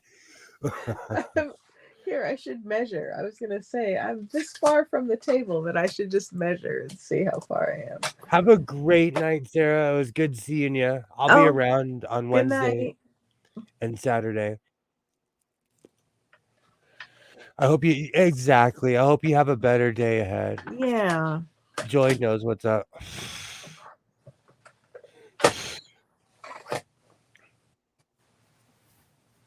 I have been watching the Janet Jackson All Right video too much because I am dying for another yellow coat. That looks like it's 6 miles. Yeah, this ruler is 18.5 inches. That is thick. Will you do that again? That's thick. That is thick. Mine's so cheap. Where is mine? Oh my gosh. Oh, it's literally right here. Look how cheap mine is. Yours is way bigger. No, yours is way bigger. Oh. Look how cheap mine is. Maybe it's just the angle. Which brand is yours? Fiskars. This one is from Ginger, but I think it's the same thickness as my OmniGrid. Joy has OmniGrid as well. I like the Ginger one because I'm not really such a fan of this bright yellow. Although, so let's see. Is it the same thickness? Sorry, I like the size though of that. Like, this one is really nice because it's an OmniGrid yardstick. that's beautiful. That's beautiful. That's the full 36 inches. Yes, That's beautiful. but yeah, this is the same thickness as the Ginger. I need to But- get one because this is only 22. I need to get one like that.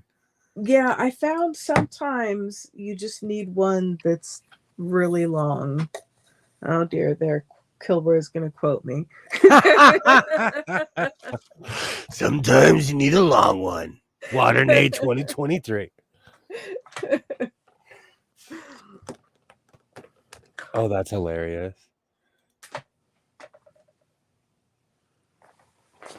I'll be right back. This is the revenge of all the bottles of water I've had today.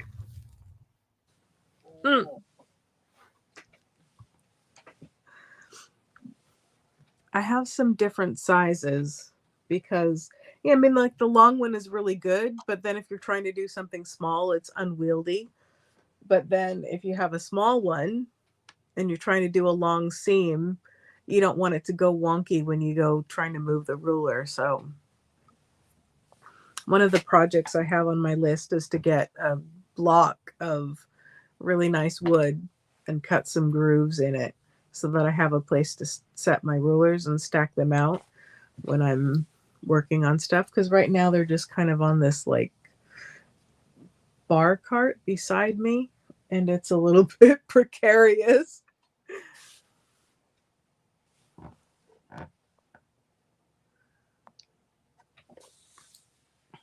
Yeah, I like the excuse me, I like the markings on the OmniGrid one. I'm just not a big fan of the yellow. The Ginger, but a couple by Stitch Buzz, and like they're really nice quality, but they're this, and you know, I have some that are like the shape for like doing a button fly and stuff, but they're this like eye-watering green color, this like greenish yellow, which is supposed to make it so you can see. You can't excuse me, I have to put I have to put something white behind it so you can see. I can see it. You can see it, Yeah. but it's it looks like off green on screen almost. Yeah, it's like that color, which, you know, is supposed to make it so that you can see, but I find the color to be a little bit obnoxious, shall we say, because you know, I never thought about that. I'm okay so with bright. obnoxious.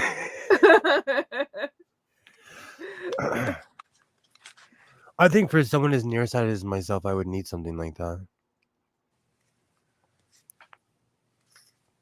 That's awesome. So what kind is that? This one is by Stitch Buzz, and this is for doing for making button flies. So it's like a template. Oh, that's perfect. But apparently, oh goodness, apparently she's going to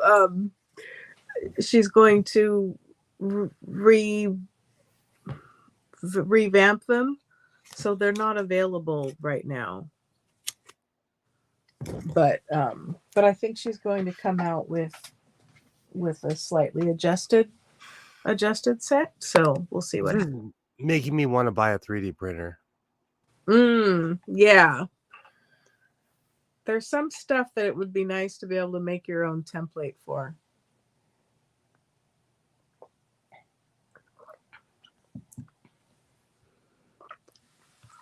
I don't have mine hanging on nails because my dining table is my cutting table. I don't particularly want to put nails in my dining table. Do you have a mat though? I do.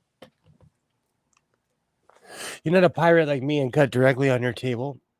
No, I do not. That would damage my table. I have a nice rotary mat that's that protects my table and is gentle on my rotary ruler cutter blades.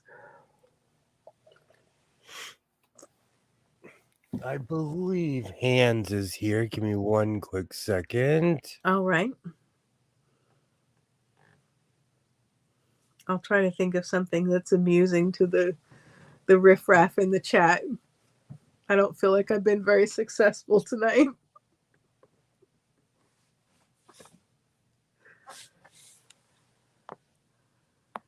All my thoughts are escaping me. I think because I'm getting sleepy. But I managed to stay awake this time, unlike the other night. You're back. Yeah, we almost made it to full 4. We almost made it to full 4 hours. Woohoo! Oh man, it is so windy out there. Ooh. There's like a big huge plume of smoke is washing into my neighborhood. Oh my goodness. What's up, dude?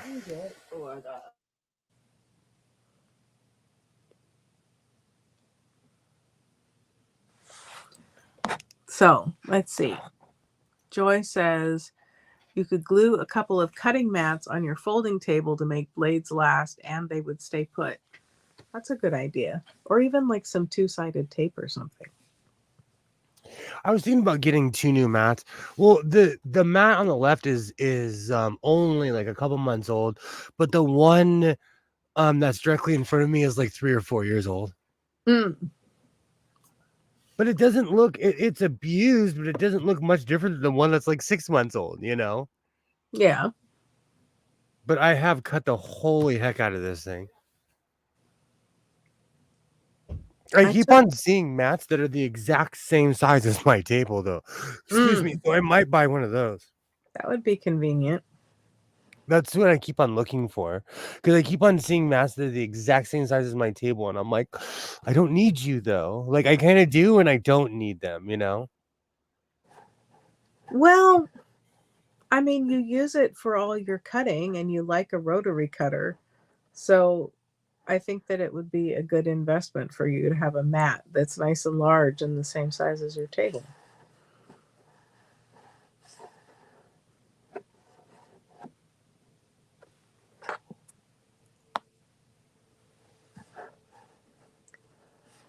Not a big deal. I also like I have really good scissors, but I use rotary tools for everything because they're more precise, at least to me. Yeah, they're pretty precise and think you don't have to like lift the fabric. And when I took a sewing class and it had the whole rotary tool method and stuff. I'm like, this is great. I think I need to take that class. They would be like, "Oh, what you do is sewing blasphemy." Well, sometimes you see people and they're not using it's the combination of the grid mat and the ruler that allows you to like lay stuff out and cut things. And so I would sometimes see people and they would put the stuff on the fabric on the mat, and then they would have the ruler, and then instead of lining everything up so they could just cut, they would be drawing like chalk lines and then taking the ruler off and then like using the rotary cutter separately. And I'm like, wait a minute, it's a system. It's supposed to save you time and chalk. See you later. Totally. Bye, Hands.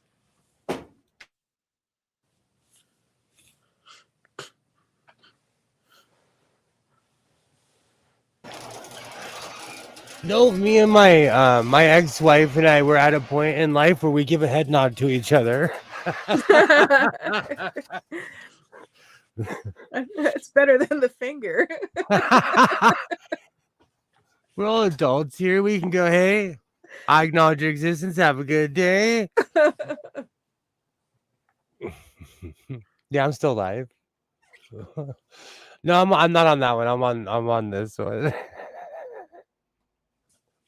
He was dying to do that.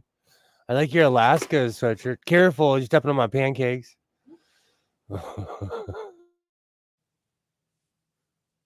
They were already flat.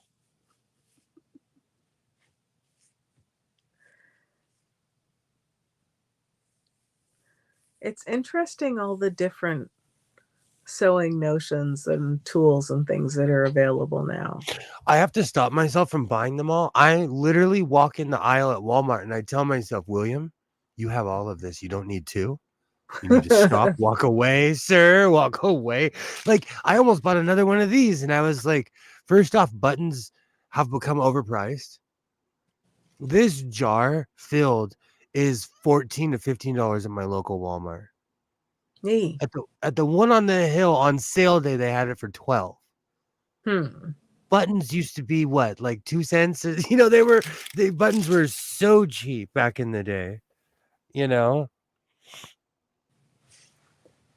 I bet I might see them in thrift stores. It just trips me out how expensive buttons have become. But I already had them, so I had to stop myself at Walmart because I was like, I wonder if I have purple buttons. And my brain was like, of course you do. You own this entire aisle. It's hard too because a lot of times the buttons they're not as nice as they used to be. You know, like they used to feel nice when you touch them, and now a lot of them feel kind of flimsy. And they're all, it's because they're all made from plastic molds though. They're all like there's no more metal buttons. There's no more, there's like, it's not like it used to be. That's why my button collection is amazing. And I still buy buttons from thrift stores and swap meets, but they're not as much as they used to. They don't, you know, I don't see them as much as I used to. Well, your yawning is letting me know it's time to put this thing in the fridge. Like Chick Hearn used to say, the jello's jiggling. It's time to put this thing in the fridge and go to bed.